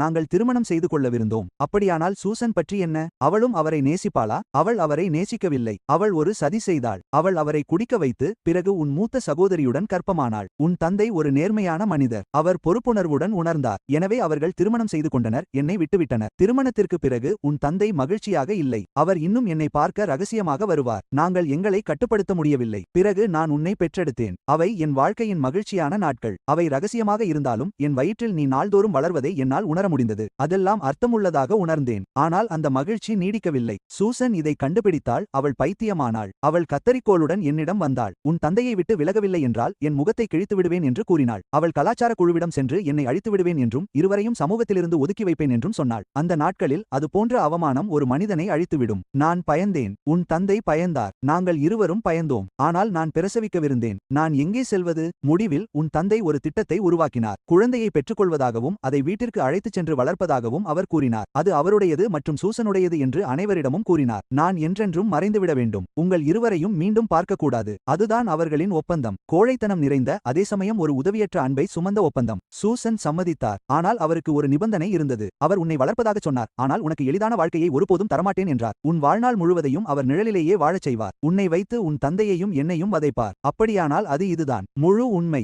நான் கைவிடப்படவில்லை. நான் பலி கொடுக்கப்பட்டேன். என் இருப்பு ஒரு பேரம் பேசும் பொருளாக மாறியது. என் உடன் பிறந்தவரை புயலிலிருந்து காக்க ஒரு கருவி. என் கோழை தந்தை பிழைப்பு நடத்த ஒரு கருவி. அந்த நச்சுப்பெண் தன் வக்கிரமான வெறுப்பை கொட்ட ஒரு கருவி. என் வாழ்வின் முதல் பாதியில் இருந்த எல்லா வலி, எல்லா அவமானம், எல்லா அநீதி. நான் பிறந்த தருணத்திலிருந்தே அது தீர்மானிக்கப்பட்டது. நான் அவள் கையை பிடித்துக் கொண்டேன். அவர் உன்னை அழைத்துச் சென்ற அன்று பலமாக பனி பெய்து கொண்டிருந்தது. நான் உன்னை ஒரு நிமிடம் மட்டுமே வைத்திருந்தேன். நீ மிகவும் சிறியவனாகவும் மென்மையாகவும் இருந்தாய். உன்னை விட்டு பிரிய எனக்கு மனமே இல்லை. அன்று உன்னை என்னுடன் அழைத்து வராததுதான் என் வாழ்க்கையின் மிகப்பெரிய வருத்தம். தெருவில் பிச்சை எடுத்தால் கூட உன்னை அவளிடம் விட்டுச் சென்றதை விட அது மேல். அவள் குரல் மெல்ல மெல்ல குறைந்தது. படுக்கைக்கு அருகில் இருந்த இயந்திரங்கள் எச்சரிக்கை ஒலியை எழுப்பத் தொடங்கின. அவளுக்கு அதிக நேரம் இல்லை என்று எனக்கு தெரிந்தது. அவள் தன் கடைசி சக்தியை பயன்படுத்தி தன் கண்களை என் மீது நிலைநிறுத்தினாள். அவளது பார்வை கெஞ்சலாக இருந்தது. நீ என்னை ஒருமுறையாவது அழைக்க முடியுமா? அவள் எதை கேட்க விரும்புகிறாள் என்பது எனக்கு தெரியும். 30 ஆண்டுகளுக்கும் மேலாக அவளுக்கு நான் தரவேண்டிய சொல் அது. அவள் அதை கேட்பதற்காகவே இவ்வளவு காலம் காத்திருந்த ஒரே சொல். எனக்கு உயிர் கொடுத்து அதே சமயம் எல்லையற்ற வழியை தந்த இந்த பெண்ணை பார்த்தேன். நம்பிக்கை நிறைந்த மங்கிப்போகும் அவளது கண்களை பார்த்தேன். என்னால் இனியும் கட்டுப்படுத்த முடியவில்லை. 30 ஆண்டுகளுக்கும் மேலான குறைகள், வெறுப்பு, மனவேதனை, ஏக்கம் மற்றும் இப்போது கண்டடைந்த இந்த மலை போன்ற கனமான அன்பு, இவை அனைத்தும் ஒரே சொல்லில் கொட்டின. அவள் காதருகே குனிந்து என் முழு பலத்துடன் தெளிவாகச் சொன்னேன்.